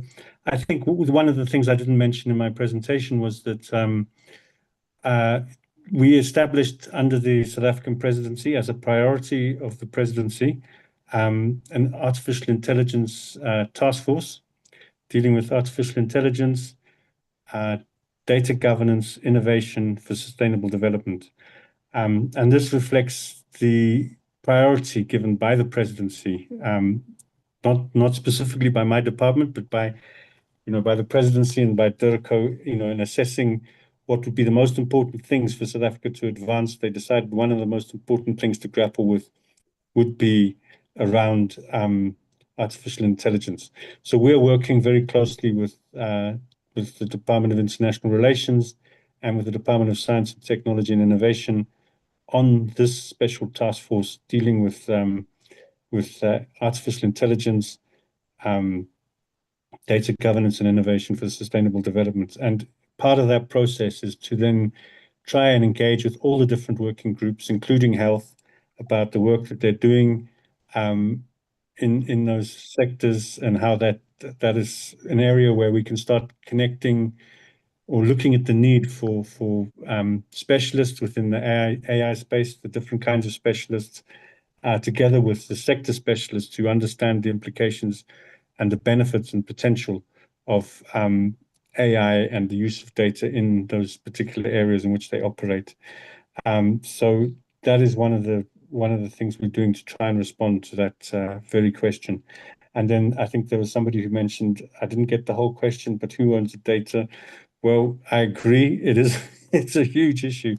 Who owns the data? We want to try and look at ways in which we can access more data, but also ensure that we use the data we have more effectively to support our own economy and our economic and social development. I won't talk about the geopolitical tensions. I think we all know what those are. But I think also we have in this AI task force initiatives around the African continent, and we will look at if there's ways in which we can encourage or harness greater investments, particularly in that space. Thank you very much, Chair. Thank you so much. Thank you so much, Mr. Peterson. I would like us to move on now to the G20 SA lead on trade and investment. I'm all told that she will be with us for a very brief moment. That will be Ms. Malebo Mabisha Thompson, who will take us through the trade and investment from the government perspective. Thank you so much. If you may proceed.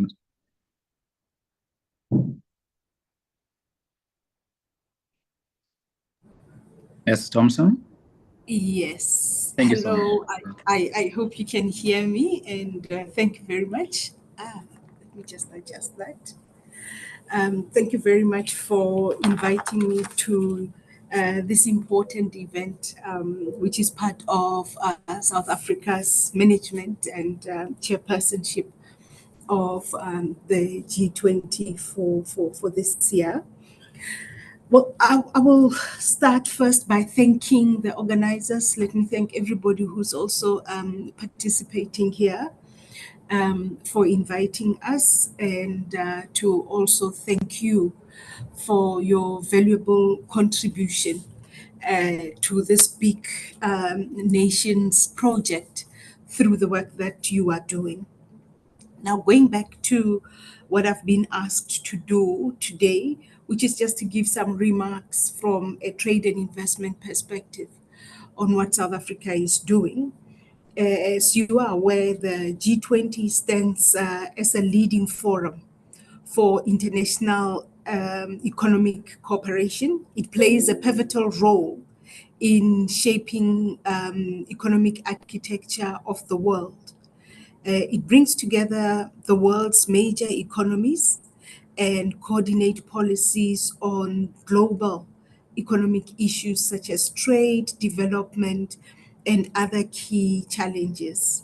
It's therefore a very important grouping, and it has influence that translates into how a number of other global groupings then shape a discussion and their input in resolving the world's challenges.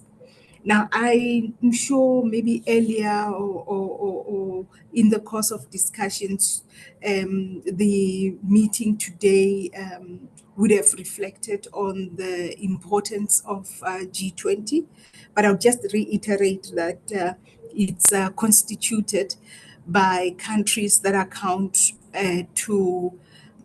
for about 79% of global GDP and 75% of world trade, and also 2/3 of the world's population.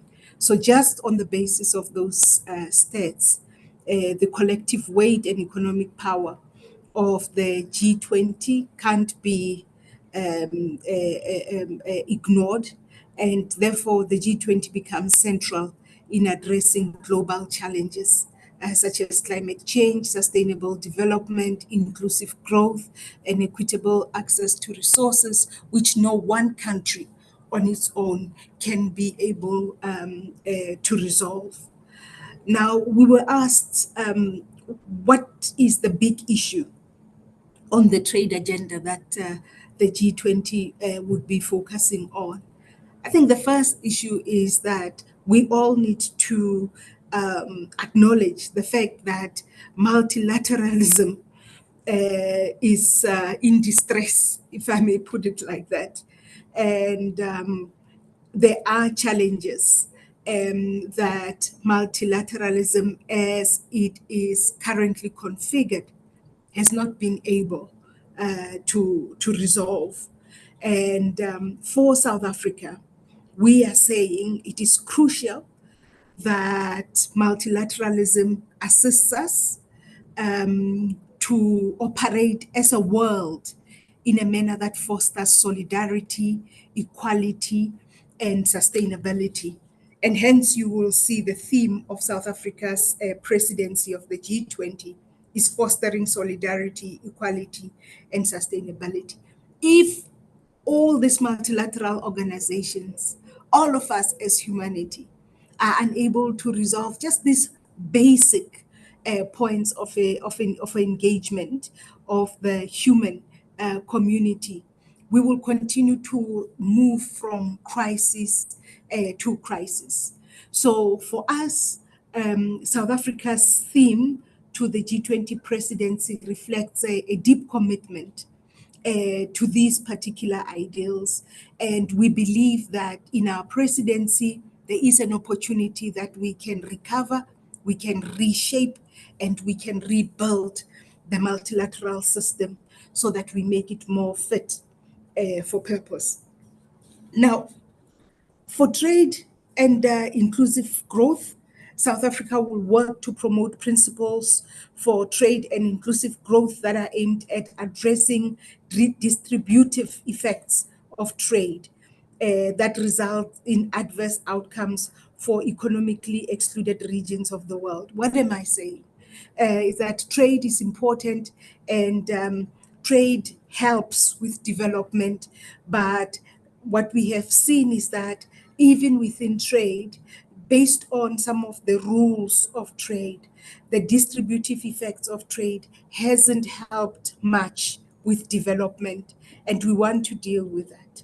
And that is why we are foreseeing this G20 as a G20 particularly of Africa cooperation and bringing Africa at the center of resolving some of the issues that the world faces.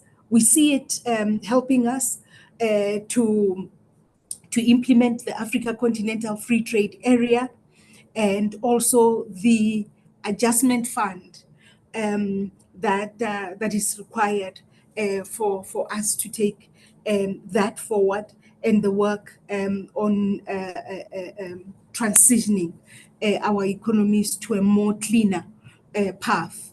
We see it helping with decarbonization, value chains, digitization, and pharmaceuticals. And we think when we start framing these issues in a way that take into account the development context of many countries that are on the African continent and also of the global south, we will have an important input in ensuring that these things move beyond just big statements and they go into the realm of reality, because the solutions now are taking also many people with them, as opposed to those solutions that have tended to have the effect of excluding many in the resolution of some of the issues. And we see an important point in the negotiations, and what we can come up with to help us with a responsive trade and investment agenda that addresses these things that are called global commons, the things that affect all of us. They include the digital and energy transition. And also we see it as helping us, as I indicated, with dealing with global issues like climate change on the green side, the green industrialization and investment. And there, looking at it, not just as an industrialization opportunity for the few, but as a way of life for the world. And starting those discussions, framing those discussions correctly, it really is important for Africa's development. And we have some of the key inputs that the world needs for this.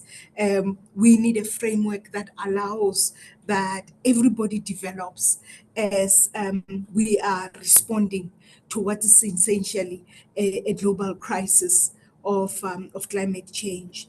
And then on the WTO side, most of you will know that for the most part, the world trades under the framework that has been developed by the WTO. And it's our view that while the WTO may have many weaknesses, our job is not to completely dismantle a system that has created predictability, that allows movement of goods, that also facilitates investment and jobs, including on the continent, but rather to strengthen it. Because truth be told, there are areas in the WTO that are very, very worrisome, that negotiations that ought not to take as long as they take have just been protracted unnecessarily. And therefore, on that score, we're saying don't throw the baby with the bathwater.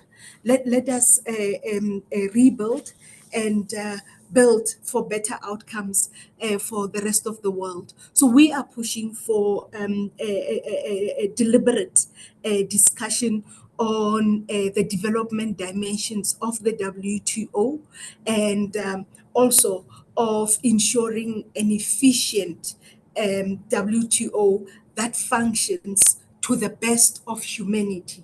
Because at the end of the day, we have seen what institutions that perpetuate inequality will lead to. And a future that, as South Africa, we are looking to is a future that allows us, at least when we come together as humanity, to work together to push development of humanity forward.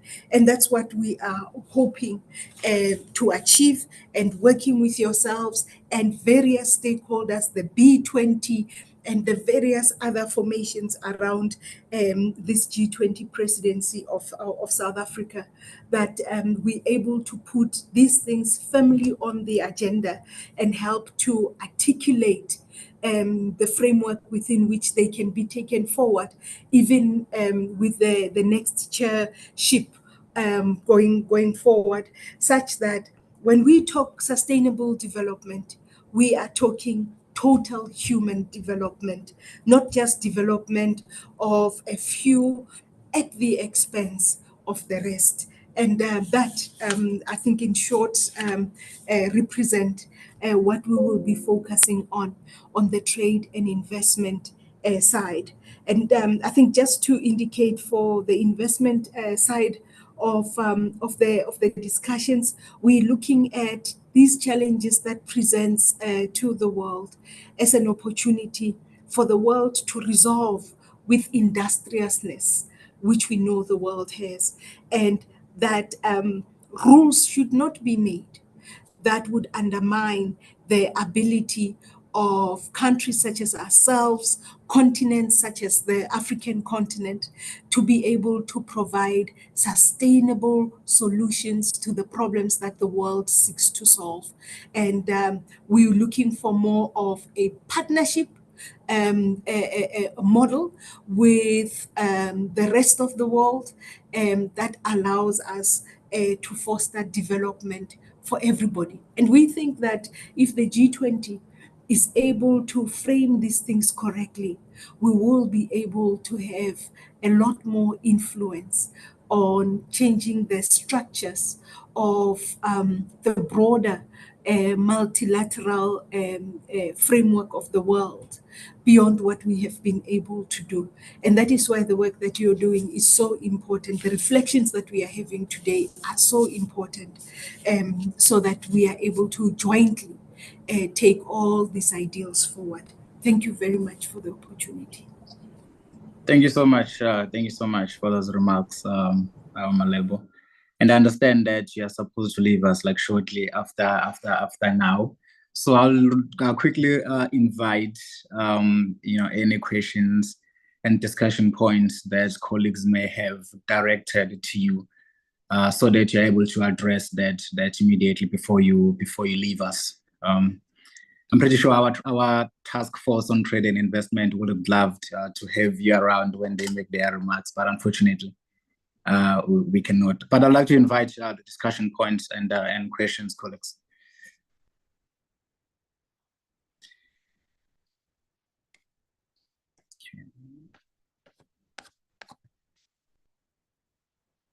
So I'll just quickly take, there is Akman. Please unmute and proceed. Thank you. Can you hear me? Yes, loud and clear. Thank you for the invitation, and I wish all the success to T20. The international trading order, I think, enters into a new era of geopolitical fragmentation that leads to trade wars. I see that the G20 South Africa TIWG issue note at 4 main areas. And I think one of them is quite important for all the previous 3. That is WTO reform. So what specific attempts do you envisage during G20 South Africa, and what precisely do you expect from T20 in the context of WTO reform process? Thank you. Thank you so much for that. I think I have something on the charts, and then I'll take this and then come back to you, Malebo. So the reason trade isn't working as well as it should in terms of distribution, etc., is because it's currently seen and conducted as being in one direction, rather than being more secular or infused with the spirit of reciprocity. So as we had when bartering was the main form of trade, where we to use 2025 to infuse more reciprocity, secularity, and spirit of Ubuntu into trade, we could leave a lasting legacy to be proud of.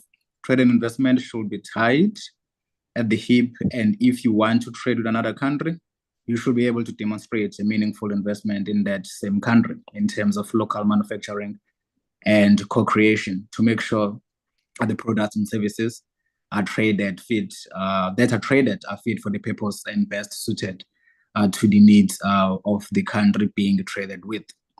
In short, it's applying secularity and reciprocity to trade that inspires genuine flourishing partnerships versus neo-colonial feudal dependencies. If I may please get your reactions to those two points, Ms. Malebo. Thank you so much. No, thank you very much.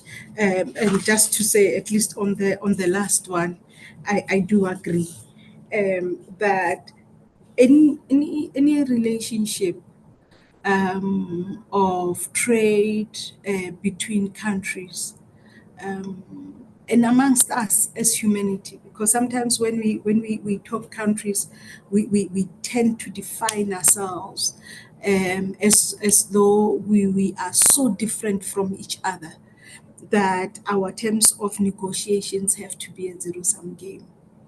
and it doesn't have to be like that.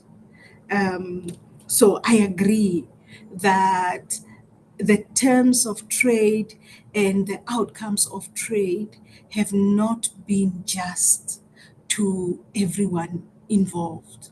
I'll give you a classic example.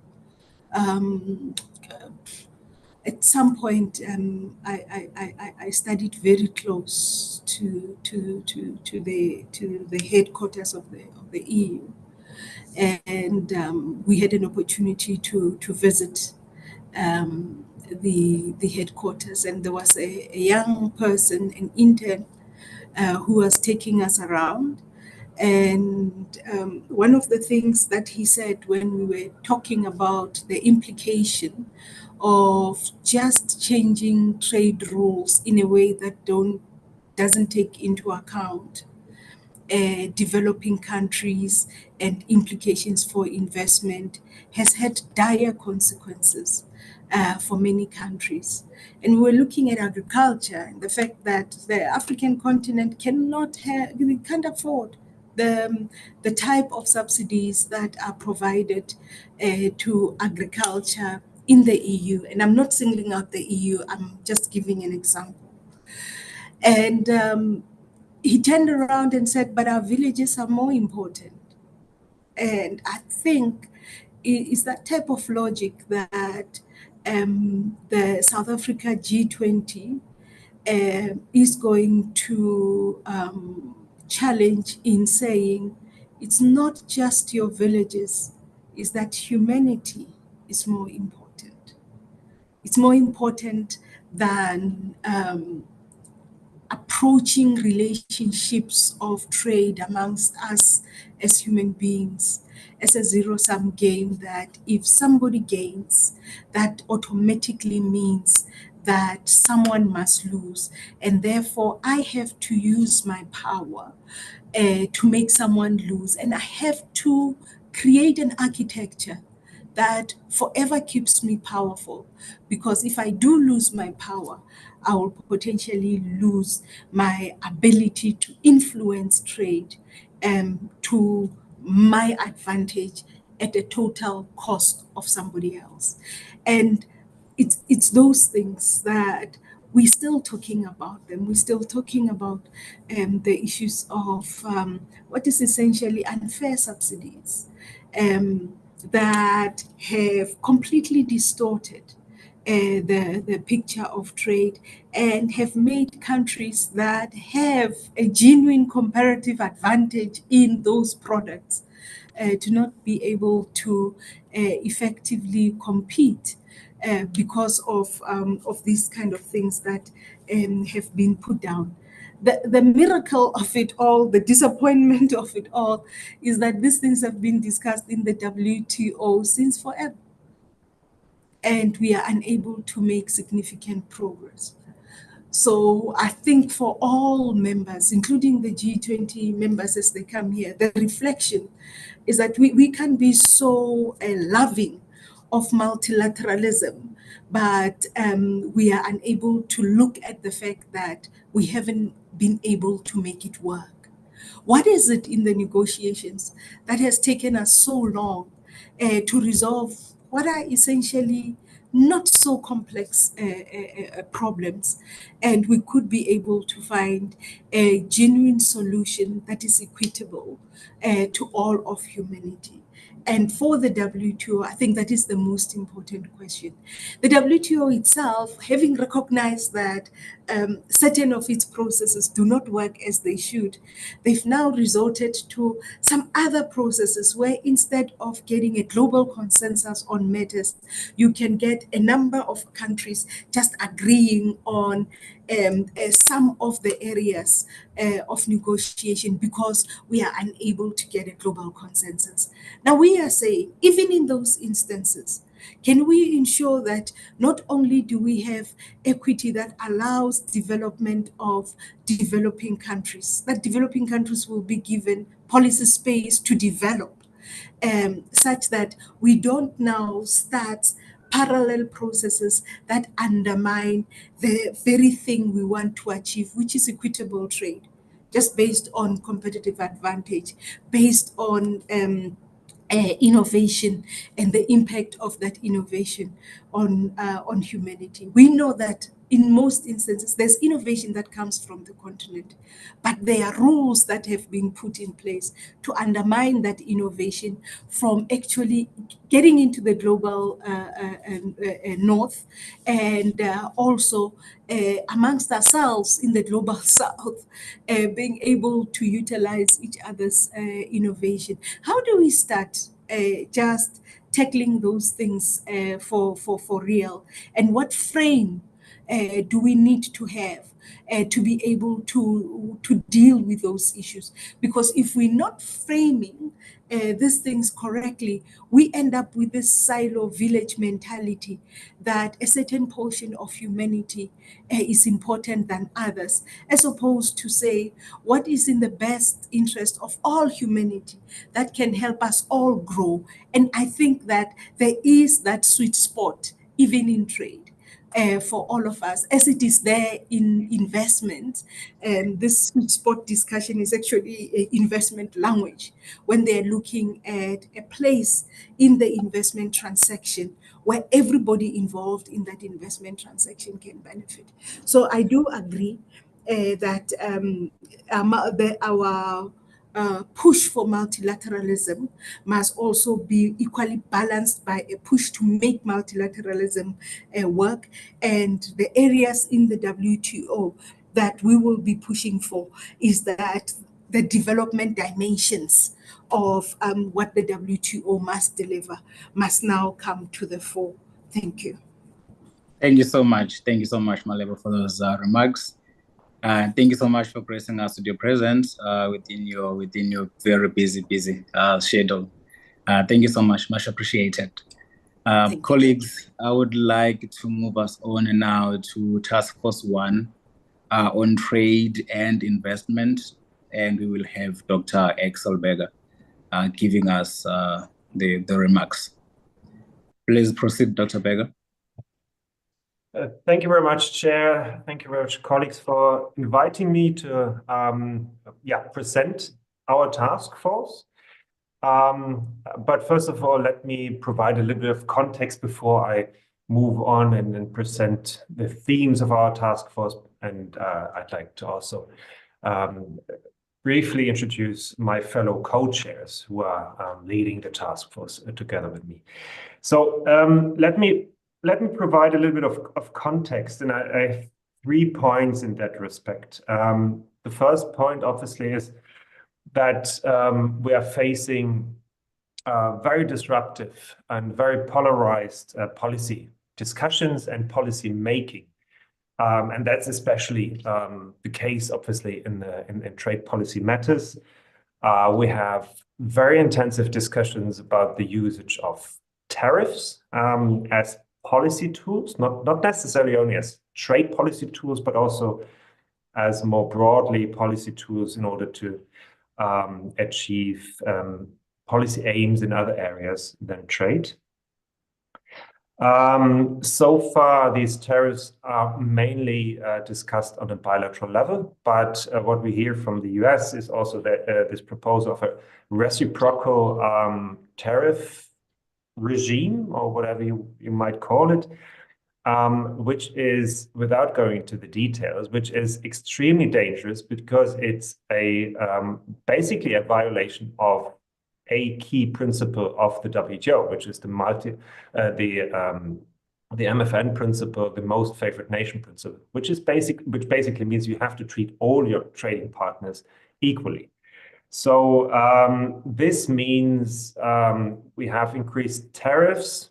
We'll likely have more and more tariffs, but we also have a very direct clash between the tariff schemes being proposed by Washington and the WTO. Obviously, this is not the only challenge. This is perhaps the most acute challenge, but it's not the only one. We also have an increased use of industrial policies as an instrument to achieve certain policy aims, in particular the green transformation. this is in itself obviously a very positive policy aim, but the tools that are being used will also create problems, because many of these tools are used on a unilateral basis. I'm just mentioning the CBAM of the European Union, but also industrial policy goals like the instrument like the usage of incentives, etc., which creates disruptions in the international system, and which is obviously also to the disadvantage of actors, of economies that do not have such deep pockets to provide incentives, which then creates obviously problems when we think about the development dimension of the trading system. So we have a number of challenges, but the main point here is policymaking becomes more disruptive and polarized. My second point is, and that was obviously already mentioned by the previous speaker, by the government representative responsible for trade and investment, we are facing a weakened WTO, and obviously that's nothing new. Obviously, we have a WTO which or a WTO membership, I should say, which was not able to agree on a comprehensive multilateral trading round, the Doha Development Round. We have a rule system in the WTO which has not been updated since many years, basically since 1995, when the WTO was founded. We have a dispute settlement system, or in particular an appeals system, which is not functioning anymore, and I could go on and on. But what I would also like to highlight is that glimpses of hope. Let's put it a positive sign. So one positive sign to start with is the reappointment of DG Ngozi last year. So the leadership of the WTO is in a very good place, in very good hands, I would say. We also have positive signals that the membership, or at least parts of the membership, is agreeing on moving forward in particular areas, like the services domestic regulation area, or there's an agreement on the table on investment facilitation for development. Members are also negotiating on e-commerce disciplines, etc., etc. So there is momentum. There's a critical mass, so to speak, of members who are willing to move forward in certain areas in order to update the rule system of the WTO. But the key point here is that it's only parts of the membership. In the case of the investment facilitation for development agreement negotiations, this is more than 2/3 of the membership. Also interesting here, these are not the usual suspects, like the big trading powers of the OECD world who are driving these negotiations, but it's mainly low and middle income countries who are driving these negotiations forward. But obviously these negotiations among coalitions of the willing and the WTO speak that's plurilateral negotiations are not favored by all members, and so there are blockages against these plurilateral negotiations. But my point would be it's really necessary in light of the disruptive phase we are entering now to really think thoroughly about a stronger use of these more flexible negotiation arrangements like plurilaterals, because achieving multilateral consensus is, to be honest, close to impossible. So we have to think about how we can align the usage of plurilateral instruments with the development focus. And we've, in the past iterations of the T20 process, we have made proposals in that respect. So third point, what does that mean for the G20? Obviously, the G20 as the platform for major economies has a key role in order to support multilateral cooperation. That's for sure. But at the same time, to be very frank, or stating the obvious, there is at least one actor at the table who is not willing to move forward with a progressive agenda like the one supported by or suggested by South Africa, and not moving forward in a coordinated multilateral way. So in the first period of the Trump presidency between 2016 and 2020, we were able to achieve some consensus on trade. But at this time, I guess we need to have serious reflection, serious discussions, whether it's necessary to move forward with the G20 plus minus approach in order to achieve a consensus, in order to achieve progress among countries that are really willing to move forward with regard to multilateral cooperation on trade.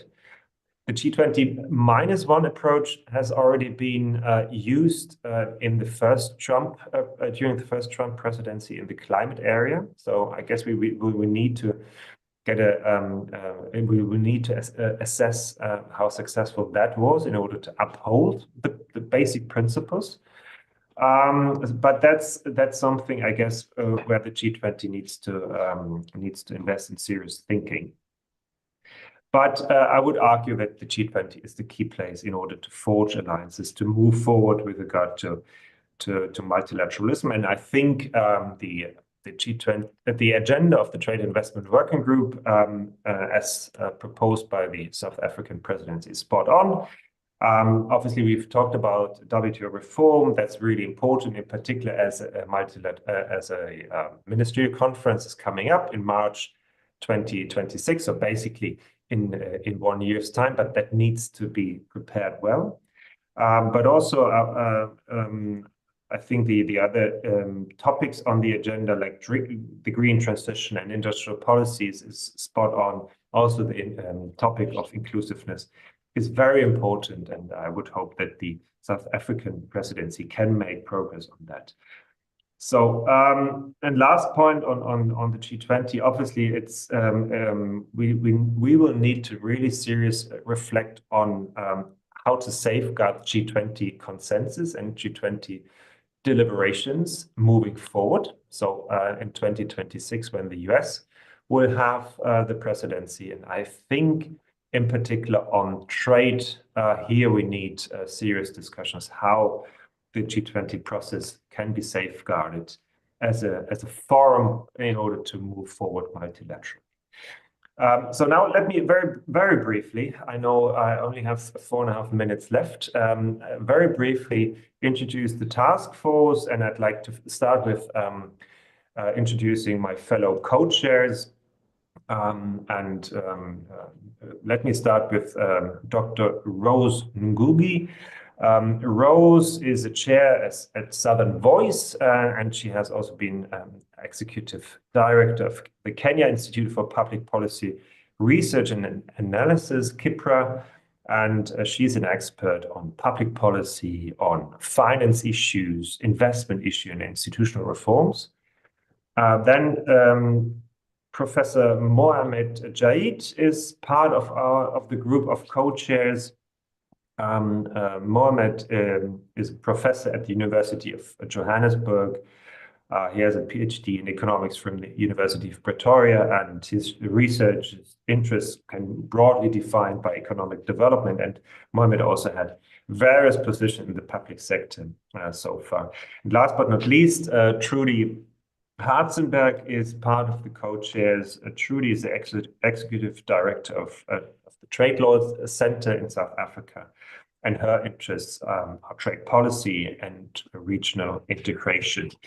Beyond that, we have in our task force 14 co-leads. They represent different world regions, different substantive expertise. And so this is a really powerful group in order to move the task force forward. And the task force has 3 key themes: reform of the WTO, reform of the dispute settlement proceedings, obviously, but also the question of how to align trade, climate and development as key policy objectives, and how to move forward in view of serious institutional constraints at the WTO. So these will be some key issues we will be discussing under the heading of WTO reform. Then the second topic of our task force is inclusive investments for sustainable industrialization. And here we will deal with investment policy framework like investment facilitation. We will discuss how MSMEs will be financed, how they can access financing better. And the third topic are global value chains for sustainable and inclusive economic growth.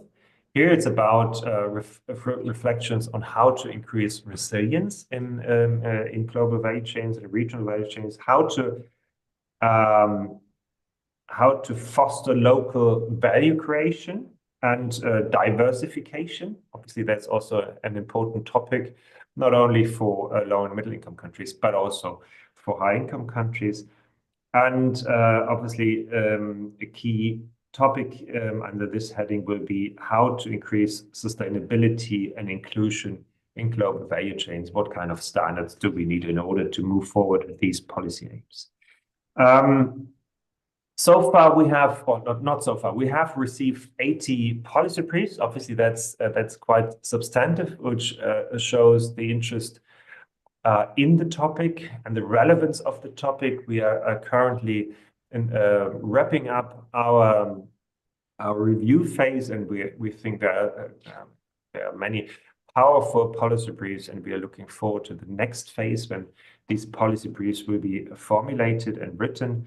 But let me also stress, it's not only about writing policy briefs, it's also about engaging with policymakers in substantive discussions, and in particular with the delegates of the Trade Investment Working Group. I understand that there will be 4 meetings of the Trade Investment Working Group of the G20 plus a ministerial meeting. So there will be plenty of opportunities to engage in the substantive discussions, bring in our ideas and our suggestions. And last point, I would also like to stress, in particular, as these times are so disruptive, we should also try to coordinate with other engagement groups like B20 and like to try to come up with a coherent and well-coordinated approach. Thank you, colleagues. Back to you, Chair. Thank you, Dr. Kubega. It was a remarkable time management. You finished exactly on 15 minutes. Thank you so much for that. Colleagues, I would like to invite the questions, discussion points for Dr. Exelberger and Task Force 1 on trade and investment. By show of hands, you can also just quickly type your question in the Q&A box, and then we will read it out.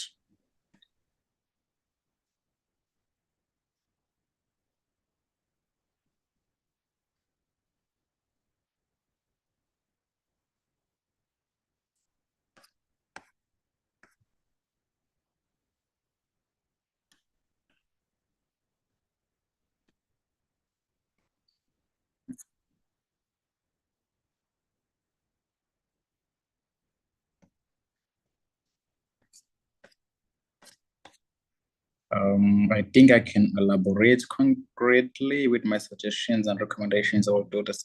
Dumiso Morena, would you clarify for us what that means? You can unmute yourself and proceed.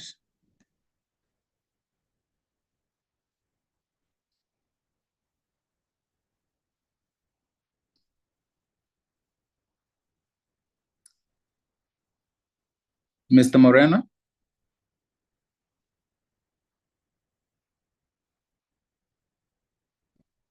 Okay.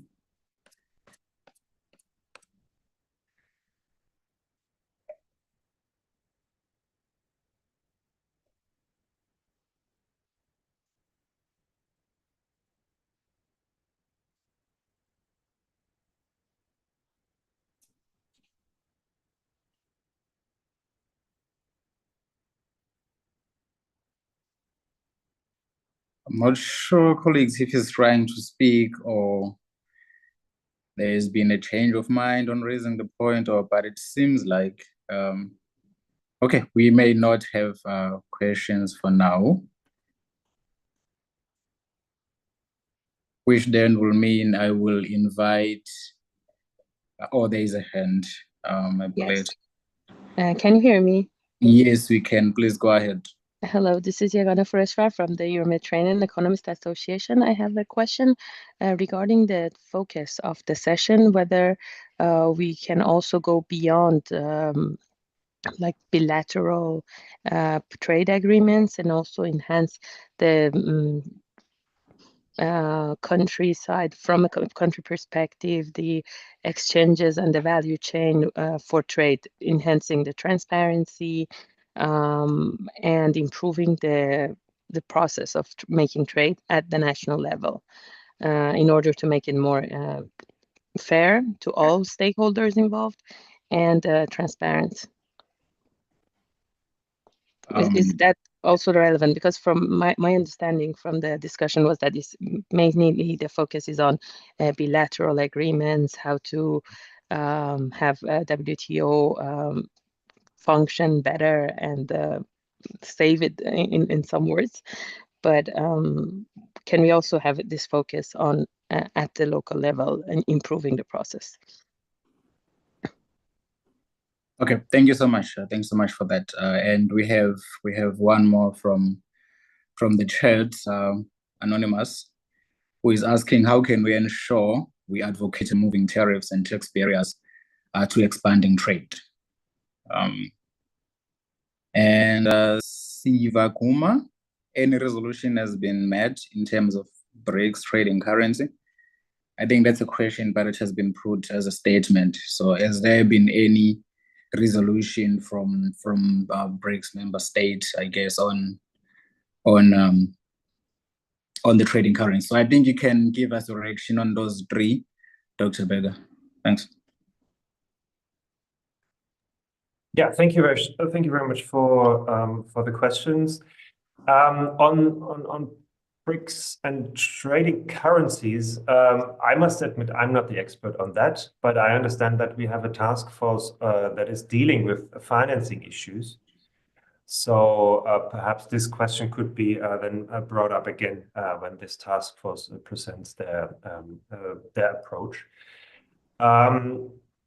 Yeah, on the other questions, I'm not quite sure whether I got really the sense of the question, but let me try. Removing tariffs, yes, obviously. I mean, the economic consensus is very clear on that it makes sense to lower tariffs, but actually we are moving in the opposite direction. That's nothing new, I must say. That this isn't something started under Trump, but this is a long-term process, especially since the global financial crisis in 2007 and 08. So basically, since the inception of the G20, the G20 put forward the goal of removing barriers to trade and scaling back tariffs and non-tariff barriers. But so far, we have seen the opposite direction. So more and more tariff and non-tariff barriers. So the question obviously is how to, or the more immediate question is how to, stabilize the system in a way that we have, first of all, transparency on the tariffs and making sure that the tariffs that are being imposed are within the boundaries of the multilateral trading system. As I alluded to in my talk, I see serious challenges ahead of us, in particular with the reciprocal tariff scheme proposed by the US.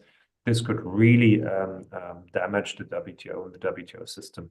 So on removing tariffs, unfortunately, I don't see a positive scenario or light at the end of the tunnel.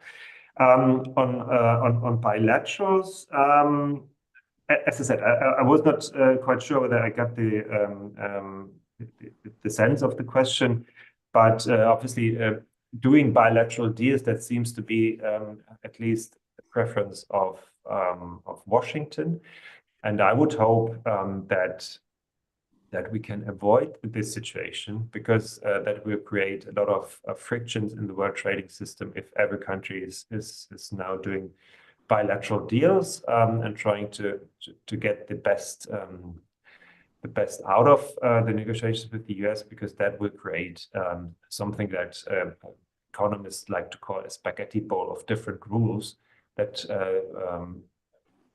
will create a very complex trading environment for companies. And predictability and transparency and efficiency obviously is the key thing for companies to trade and to do investment. So that's really not a good direction. And there was also a question on aid for trade, if I understand, in the chat box, on the question and answers box. This is still important topic. I've discussed, for example, I've discussed the topic of investment facilitation for development. There's an agreement at the WTO which is ready to be signed, which has a strong development dimension, I must say. And here also the idea is to really enhance the domestic infrastructure in developing countries in order to actually conduct the reform and implement the reforms that are necessary in order to attract more investment. So enhancing the domestic institutional frameworks via aid for trade or whatever you will call it is a key topic which needs more emphasis. We do not only need the multilateral rules, but we also need domestic structures that are really in a good place in order to benefit from these multilateral agreements. Thank you so much. Thank you so much, Dr. Berger. That was the second last item for our program today. Thank you so much for all the speakers who've made their interventions. I hope that some clarity was provided on the process that the T20 South Africa will take moving forward, and of course that interface that we had promised to be clarified between our T20 process and then the South African G20 presidency. And then of course the clarification of our theme on consolidating and sustaining the work that has come before our presidency this year. So at this point, I would like to invite Professor Spamandla Zondi, who will then be giving us the closing remarks on behalf of the South African T20 Secretariat. Over to you, Prof. Thank you very much. Thank you very much, Dr. Duma, for steering this well. Thank you very much to the speakers for enlightening us and for helping us get started on a sound note. A special thanks to the team that put this together and made sure everything works together. Really great thanks to the chairs and co-chairs of the task forces that are hard at work, getting work together. I know that they'll be giving feedback now to the authors of abstracts, and then that will roll us over to the policy brief period. We're looking forward to great ideas, especially ideas around how do we resolve the contradictions, make the connections a little stronger, enable and catalyze implementation of existing points of consensus already, but better monitoring, better accountability mechanisms, better measurement of what is being done, especially happening at a time when it coincides with the 20-year review of the G20. We truly believe that the T20 can offer a lot to the G20 process and to the world generally in relation to how do we do better what we want to do anyway, on top of suggesting things that we need to start to agree on. It is to look at what we agree already, but it is not translating to impact, not translating to outcomes.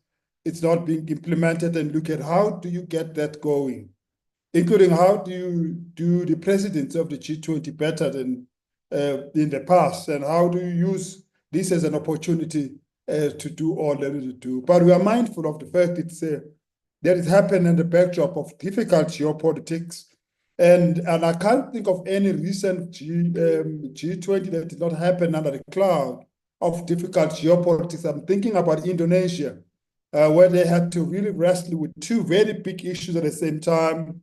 It was the COVID geopolitics and COVID nationalism on one side, and then it was the beginning of the war in Ukraine. And then it was divisions over the war in Ukraine, in India, and then in Brazil, of course, that issue continues on top of other issues that came up. So geopolitics will always be difficult. They'll always throw in new dynamics. And right now we have dynamics around the division between the US and Europe a lot more, and then the US posture changing in the world. It's a dynamic we have to think about, but the agenda has to be pursued. The agenda for change, agenda for outcomes that are good for people of the world, the agenda for development outcomes and progress needs to happen. Second, it's a long and murky world of international diplomacy with all manner of levers all moving at the same time. It's a very complex thing in all of that. Yet, it is the best of what we have, and we have to work through it in order to achieve the better world that we are looking for, the better world especially for the poor, the better world for the underdeveloped, better world for those who are on the sideline. Thirdly, dealing with complex issues, as it's shown here, a lot of complex issues that we have to deal with, many of them interconnected, many of them have their own specificities, and we have to be able to deal with all of that at the same time in a very short space of time with a lot of moving parts that we have to deal with. It's a complicated process. Even for us in the T20, it is definitely a complicated process and a difficult terrain, but it is time. It is time for us to make a contribution that we can make together to get the world moving in the direction of the world that the people of the world want or deserve. And lastly, it's going to be very important that all is done by boosting and harnessing the spirit of solidarity, existing solidarity network, and the commitment to a shared future and shared aspirations, and finding ways to edge us closer towards equality, and to do it, but on the basis that it must be sustainable move in that direction. And I think we are well set to do that, and there are many activities to give us an opportunity this year to do that. And we count on all of you to be part of this. Please like our social media pages, check out our website, T20 South Africa website. It's very easy to check it on the Google and sign up so that you get notifications about upcoming events and upcoming situations. And we look forward to your contribution in side events, and we're looking forward to the groups of research centers contributing and putting together side events that we can look into and look out for a call for applications for side events to come very, very soon. Hope to see many of you at the T20 Africa High-Level Dialogue on the 29th and the 30th of April, and then on subsequent events, especially the midterm conference and the T20 Summit. At this point, I just want to thank you, all of you, on behalf of the three institutes, the South African Institute for International Affairs, the Institute for Global Dialogue, and ourselves at the University of Pretoria, of Johannesburg, sorry. And we really want to wish you all the best and have a lovely day further. Seeing you tomorrow, which is 1 o'clock South African Standard Time, and then it's different times everywhere else. See you tomorrow, and all the best. If you don't mind, those who are on the the panel, they can turn on their videos so that we can take a group picture even at this point. Okay, are you able to turn on your videos, guys? Sylvester, Yekane, Nondumiso, Zama, Malebu, Sisi. Yeah, thank you. Such an honor to see you, Sisi. Thank you so much for being here. Tonpo, Nondumiso, Said Aka, we'll wait for you. Please don't make us wait too long. Please. Dumiso, Yekane, Pilani, if you don't mind, please. Don't keep us waiting too long. Dumiso Murena, and I see Yekane Foresta. Yes, I was not in the panel, so Okay, Syed that's Blackman, okay. Sylvester. Okay, no, that's fine. I guess that's it. A smile, colleague, smile like you are not in the T20 and it's stressful circumstances. Gonna make it solidarity, equality, and sustainability this year. We will make it. Thank you.